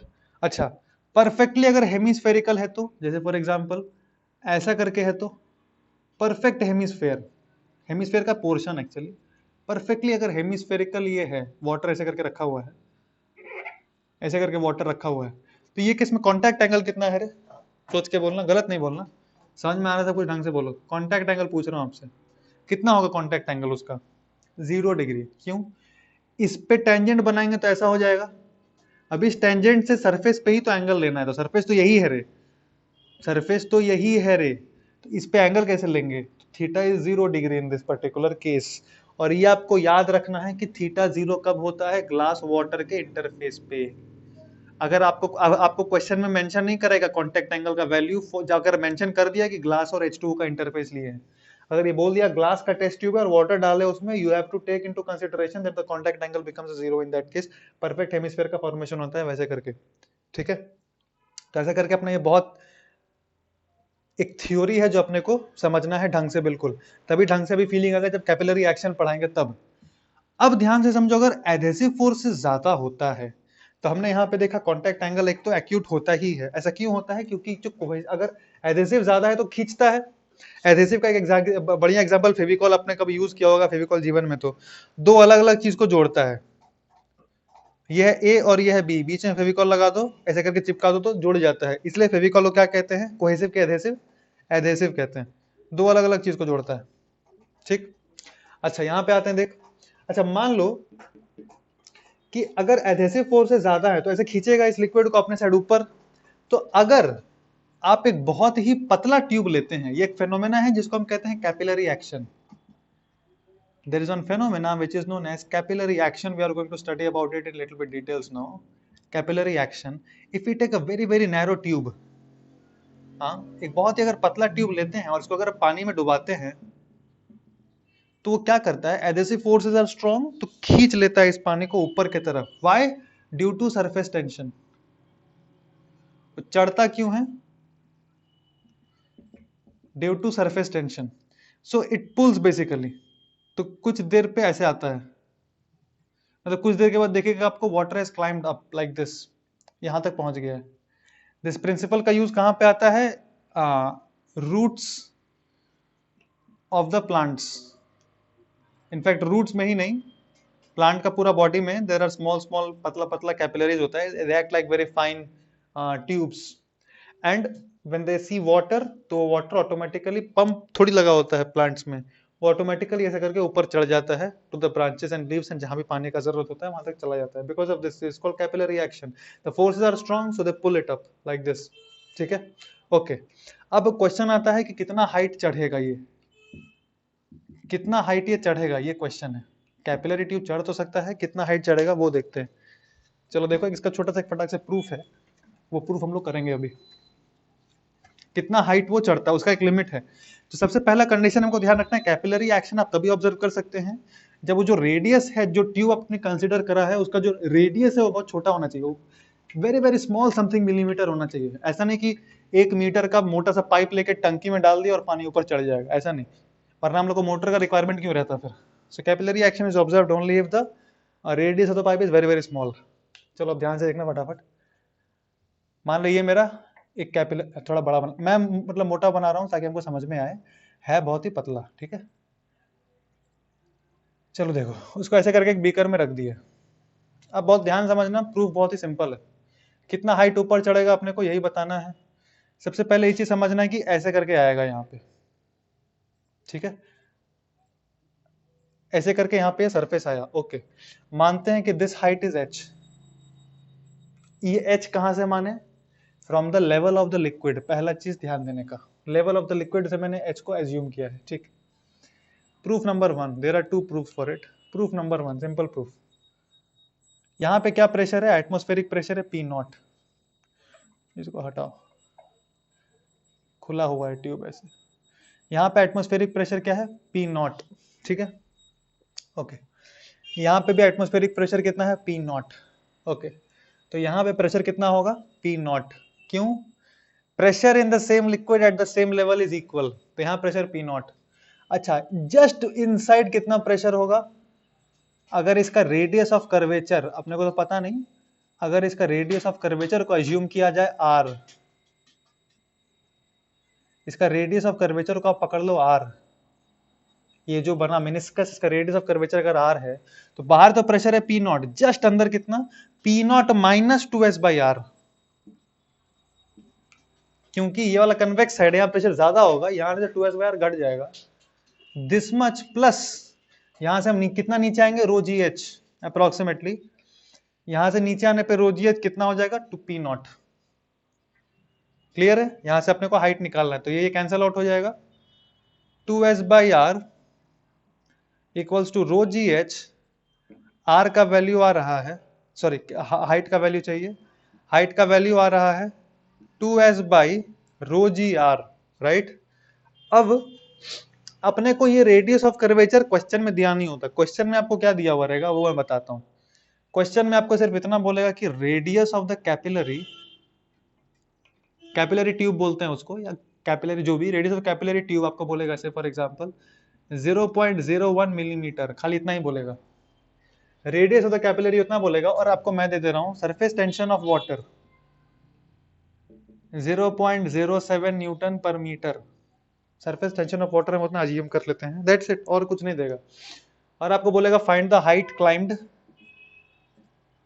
बाय वाटर, कितना हाइट तक चढ़ेगा वो, बस इतना ही देगा आपको। तो ये रेडियस ऑफ कर्वेचर तो दिया हुआ नहीं है, अपने को हाइट निकालना है, एस पता है। तो ये रेडियस ऑफ कर्वेचर और रेडियस ऑफ द कैपिलरी में डिफरेंस है, अच्छे ध्यान में सेट कर लो। ये radius of curvature of this meniscus आया है, और जो क्वेश्चन में रेडियस का बात कर रहा है ये रेडियस ऑफ द कैपिलरी, यानी कि ये रेडियस दिया है, दोनों में डिफरेंस है, ठीक, ओके। अब ध्यान से देखो इसको कैसे रिजॉल्व करें। सिर्फ अगर ऊपर का मैं डायग्राम बनाऊं तो ध्यान से देख, ऐसा करके दिया हुआ है, राइट। इसका कर्वेचर कुछ ऐसा था। चलो अब हम कॉन्सेप्ट लाते हैं कॉन्टैक्ट एंगल का। मान लो ये एंगल थीटा,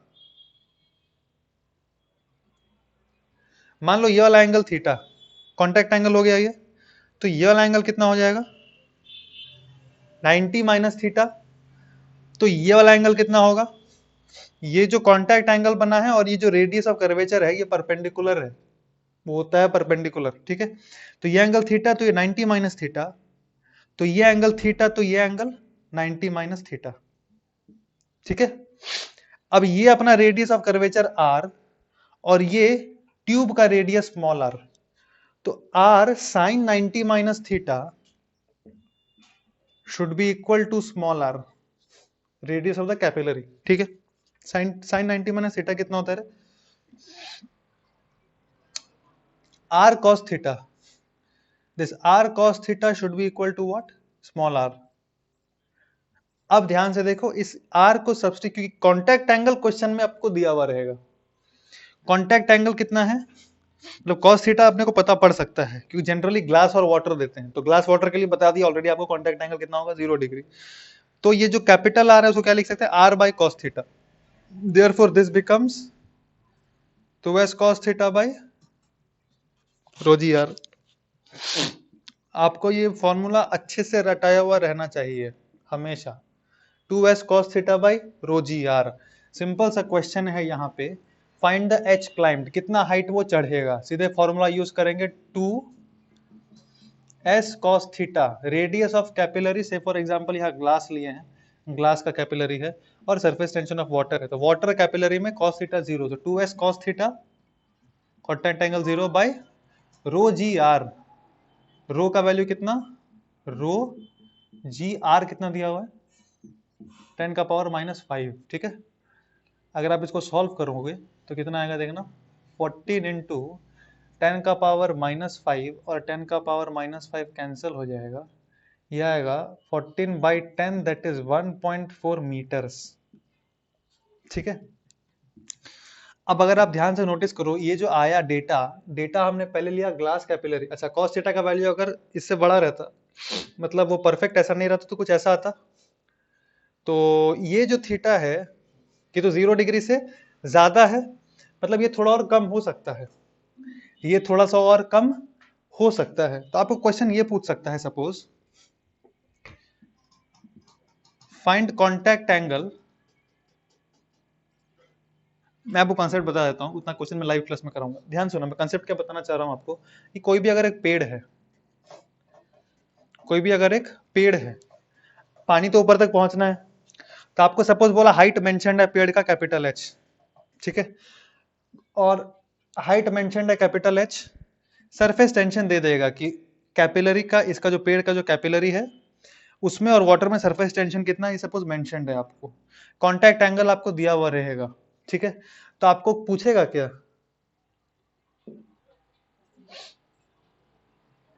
सब कुछ तो मैं दे ही दिया, पूछेगा क्या, थीटा को हटाओ, आपको बोलेगा find the contact angle such that the leaf which is present at this particular height can also get water. कुछ तो पूछ, मतलब प्रैक्टिकल बस एग्जांपल में बता रहा हूँ आपको, पूछ सकते हैं इतना हाइट पे जो लीफ है उसको अगर पानी चाहिए then what should be the contact angle.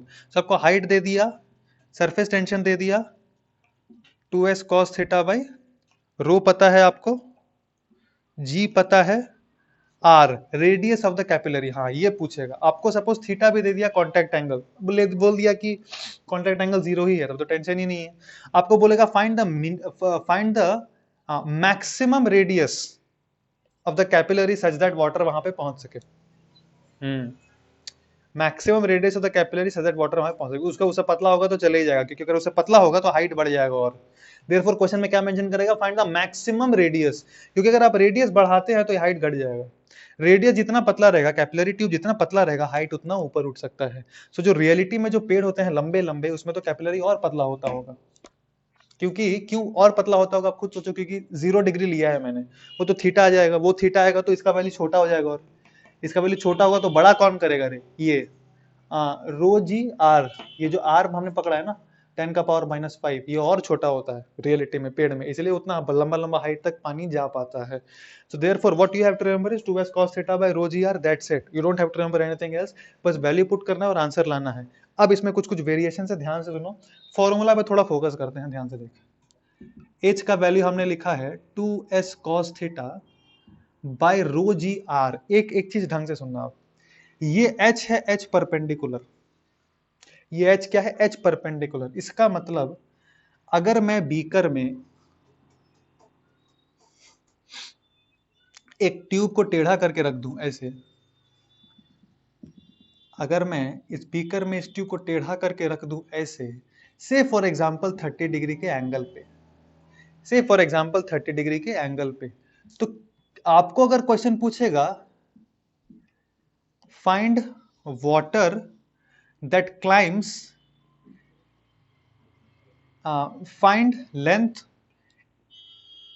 Of water in the tube, find the length of water in the tube, तो ट्यूब में कितना लेंथ गया अगर वो पूछ रहा है आपसे, वो निकालना बहुत सिंपल है। कैसे, ध्यान से सुन, ये फॉर्मूला जो आप यूज करते हैं तो आपको क्या मिलता है, मोस्ट प्रिसाइजली एच परपेंडिकुलर मिलता है। एच परपेंडिकुलर का मतलब अगर पानी यहां तक आया हुआ उसमें तो आपको ये डिस्टेंस मिलेगा, फॉर्मूला डायरेक्ट यूज करने से। क्यों, क्योंकि इसका प्रूफ मैंने मिटा दिया क्या, इसका प्रूफ यहीं पे, अच्छा इसका एक और प्रूफ भी है, वो मैं वो ही बता दूंगा बाद में। देख,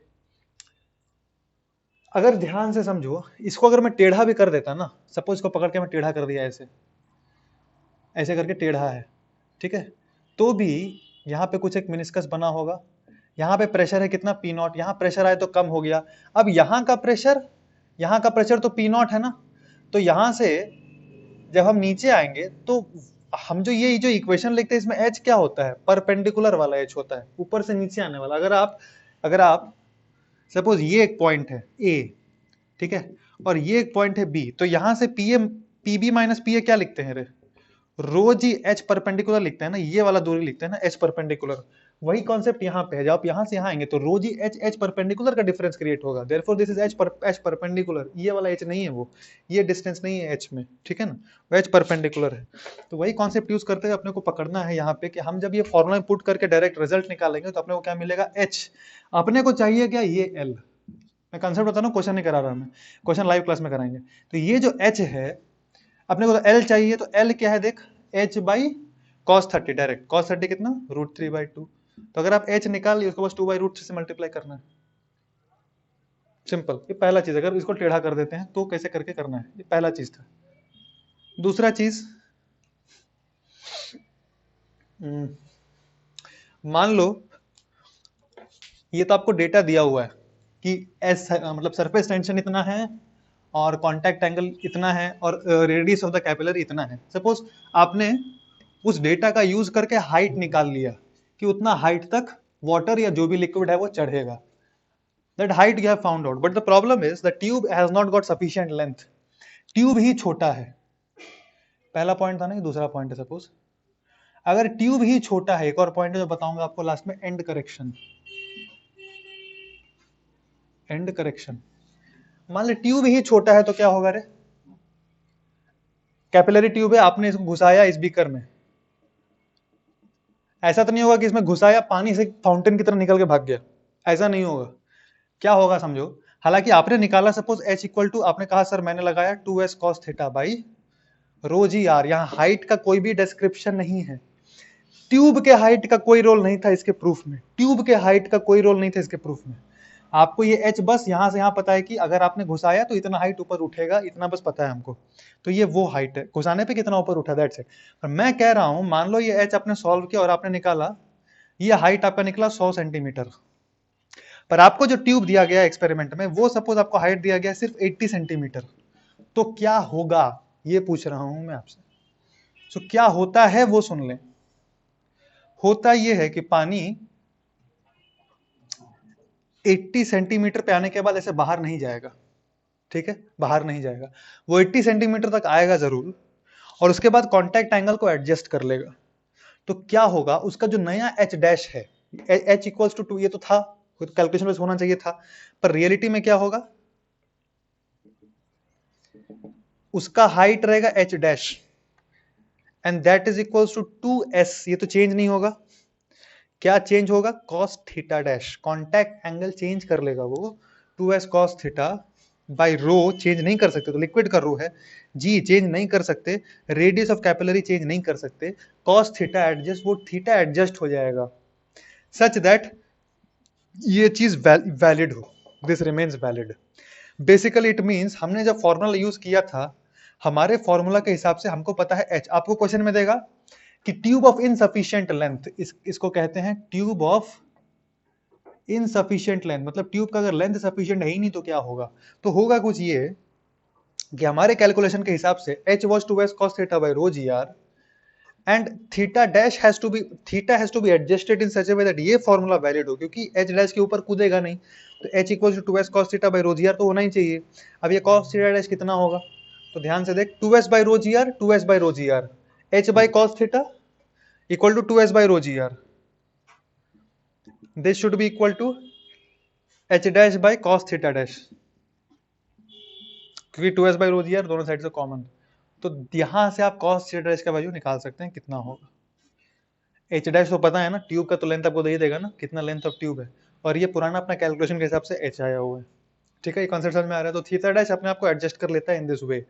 और एक और चीज हमेशा ध्यान में रखना अपना, कि जो रेडियस ऑफ कर्वेचर होता है ना उस मेनिस्कस का, that is equals to what, इसका cos theta is equal to R, ये सब डेरिवेशन में बताया था इसलिए याद रखना, ये सब थ्योरी में काम आएगा। रेडियस ऑफ कर्वेचर क्या था, उस इसके मेनिस्कस का ये रेडियस ऑफ कर्वेचर था, इसका जो cos थीटा है, ये cos थीटा में थीटा क्या है, कांटेक्ट एंगल वाला, this is equals to R, और ये आर क्या है, it is the radius of the capillary tube. इसे फॉर्मूला सब याद रखना, ठीक है, और ये फॉर्मूला याद रख सकते तो अच्छा बात है, वरना आपको दिमाग में तो रहना ही चाहिए, ऐसा एडजस्ट होता है theta dash such that this thing will be valid. तो h by cos theta should be equal to h dash by cos theta dash, तो ये थीटा डैश एडजस्ट हो जाता है अपने हिसाब से। एक बहुत ही इंटरेस्टिंग चीज ध्यान दो, और हमने जो h लिखा वो क्या लिखा, 2s cos theta by rho ji r, but एक बात बताओ, अगर उस लिक्विड का जो कांटेक्ट एंगल है ऑब्ट्यूस है, हो ही सकता है ना, अगर कोहेसिव फोर्सेस ज्यादा है, एडहेसिव फोर्सेस हो, और जैसे एडहेसिव फोर्सेस अगर ज्यादा है तो कांटेक्ट एंगल क्या हो जाएगा, ऑब्ट्यूस, तो ऑब्ट्यूस मतलब cos थीटा क्या हो जाएगा, नेगेटिव, तो ये हाइट क्या हो जाएगा रे, नेगेटिव। इसका क्या मतलब है, इसका मतलब है आपने कैपिलरी को अगर घुसाया मरकरी के कंटेनर में, अगर कैपिलरी को घुसाया मरकरी के कंटेनर में तो हाइट नेगेटिव आएगा, मतलब ये जो लेवल है यहां से मरकरी नीचे ही भाग जाएगा, और ये और नीचे भाग जाएगा यहाँ से, ऐसा दिखेगा आपको फिगर, और रियलिटी में फिगर आपको कुछ ऐसा दिखेगा, ये और नीचे भाग जाता है लाइक दिस, यहाँ पे कुछ नहीं रहता, एच नेगेटिव आ जाएगा, इसका ये मतलब फिगर दिखने में वैसा लगेगा। तो कभी अगर नेगेटिव आ जाए तो टेंशन में बताना, उसका मतलब ऐसा हो रहा है, सिंपल, ठीक है। एक लास्ट चीज देख लो, इसको कहते हैं and correction, this is the last thing. And correction क्या है, इसका मैं प्रूफ आपको नहीं बता रहा, आप एचसीवी देखना, थोड़ा खुद से थोड़ा मेहनत करो, देख बस बता रहा हूँ क्या है। हमने, अच्छा मैं तो खैर वो वाला प्रूफ बताया ही नहीं। दूसरा एक प्रूफ है, टाइम देखने तो पहले कितना हो रहा है। ठीक है, वी हैव टाइम। सी, एक मैं आपको प्रूफ 2 बताता हूँ फॉर कैलकुलेटिंग दिस हाइट। मिटा दिया, ठीक है। Proof number 2 for calculating the height of the water raised in the water what ever liquid raised in the capillary tube. जो सेकंड प्रूफ है वो कुछ ऐसा है, खुद सोचो, ऐसा करके इसमें लिक्विड भरा हुआ है और यहां तक उठा, ऐसा, राइट? ऐसा करके सपोज वो लिक्विड उठा है। इसका अगर हम एफबीडी बनाएंगे, ये वाले पोर्शन का अगर हम एफबीडी बनाएंगे तो इस पे क्या क्या फोर्सेस लग रहा है देख। यहाँ जो प्रेशर है वो है पी नॉट, यहाँ का प्रेशर है पी नॉट। क्यों? क्योंकि यहाँ का प्रेशर है पी नॉट। ठीक, ऊपर से पी नॉट और नीचे से पी नॉट तो कैंसिल कर दिया। बचा क्या क्या? यहाँ पे जो फोर्स लग रहा है रे सरफेस टेंशन का, वहां जो फोर्स लग रहा है किसका? सरफेस टेंशन का। तो ये जो फोर्स लग रहा है सरफेस टेंशन का, that will balance its weight नीचे की तरफ mg। किसका वेट? इस ट्यूब के लेंथ में जो लिक्विड है उसका वेट। सरफेस टेंशन कितना लगेगा? ये कॉन्टैक्ट एंगल थीटा और ये थीटा, हाँ सही है, ये कॉन्टैक्ट एंगल थीटा, ये कॉन्टैक्ट एंगल होता है theta. So s multiplied by 2 pi r का ये वाला जो कंपोनेंट है, मतलब सरफेस टेंशन का 2 pi r total length into this cos theta, this will balance the weight. What is the weight? Density into volume. Volume कितना है? Cross sectional area multiplied by h, this is the mass into g। तो यहां से r and r are getting cancelled and pi gets cancelled, so the value of h is 2s cos theta by rho g r. This is the height. ऐसे करके भी calculate कर सकते हैं the height. अब अगर बहुत ध्यान से देखो, इस प्रूफ में एक छोटा सा गड़बड़ है, एक कह सकते हैं गड़बड़ नहीं, छोटा सा एजम्पशन है। What is that assumption? ध्यान से देख। एक्चुअली हमने जो वॉल्यूम कंसिडर किया ये वाले केस में, ऐसा करके बीकर है, हमने जो वॉल्यूम कंसिडर किया उसमें हमने क्या लिया देखो, पाई आर स्क्वायर एच। ये एच बेसिकली हमने यहां तक ले लिया and then we have written pi are square h. पर इसमें से अपने को कुछ माइनस करना पड़ेगा क्योंकि ये वाला वॉल्यूम नहीं है रियलिटी में, ये खाली है। तो ये वॉल्यूम माइनस करने से जो रिजल्ट आता है h में, h equals to 2s cos theta by rho ji r है। आप डायरेक्टली याद रख सकते हैं, या मैं प्रूफ नहीं बता रहा इसका, आप इसी में देख लेना, प्रूफ दिया है, सारे स्टैंडर्ड बुक में प्रूफ दिया है। फॉर्मूला कैसे चेंज होगा वो देखो। एंड करेक्शन को ठीक करने के लिए एक ही तरीका है, आपको एज्यूम करना पड़ेगा कि ये कॉन्टैक्ट एंगल 0 है। For contact angle equal to 0 degree ही ठीक कर सकते हैं, क्योंकि तभी अपने को ये वॉल्यूम प्रॉपरली पता होता है। ये क्या बोलते हैं, सेमी स्फेयर है, हेमीस्फेयर है, सेमीस्फेयर नहीं, हेमीस्फेयर है। हेमीस्फेयर का वॉल्यूम कितना होता है? 2/3 पाई आर क्यूब। चूंकि अपने को ये चीज पता है, पर ये कब होगा? जब कॉन्टैक्ट एंगल 0 डिग्री है। इसलिए एंड करेक्शन तब लेते हैं जब कॉन्टैक्ट एंगल 0 डिग्री है, और इसका वॉल्यूम को रिमूव करते हैं यहाँ पे जब इक्वेशन लिखते हैं। वॉल्यूम रिमूव करके जब इक्वेशन लिखेंगे तो एच आता है 2s by rho ji r minus r/3, that's it. जो छोटा सा प्रूफ है, मैं होमवर्क दे रहा हूँ, प्रूफ दिस। प्रूफ जब तक नहीं घसेंगे आप लोग खुद से तब तक सीखेंगे नहीं। ये प्रूफ खुद से करिए आप कि इसका करेक्शन आपको हटाना है। खुद से एक बार पूरा अच्छे से पढ़ो, समझो, लिख के प्रैक्टिस करना है, and then questions will do a lot of questions in the live class, and then this thing will become more clear. So we have covered fluids, we have covered properties of matter, stress strain clear है अपने को। उसके बाद we had learn surface tension. Surface tension में surface tension multiplied by the length gives us the force, surface tension multiplied by the area gives us the energy. This thing we had studied, and then we came to capillary rise, 2s cos theta by rho g r अपना formula होता है, and then different cases also we studied in capillary action. थोड़ा और numerical practice we can do in class. Apart from this, there are just 2-3 small topics which are left. One is viscosity, one is Stokes law. There is something called terminal velocity, this is Reynolds number. These are just the formulas that we have to learn. बस formula है, उस पे basis कुछ numericals करेंगे। ये direct live class में करेंगे। इसके लिए मैं अलग से नहीं वीडियो बना रहा, we will directly practice this in the live class. ठीक है, so after hearing this class is anyhow coming very soon, so will practice in the live class only. Hare Krishna.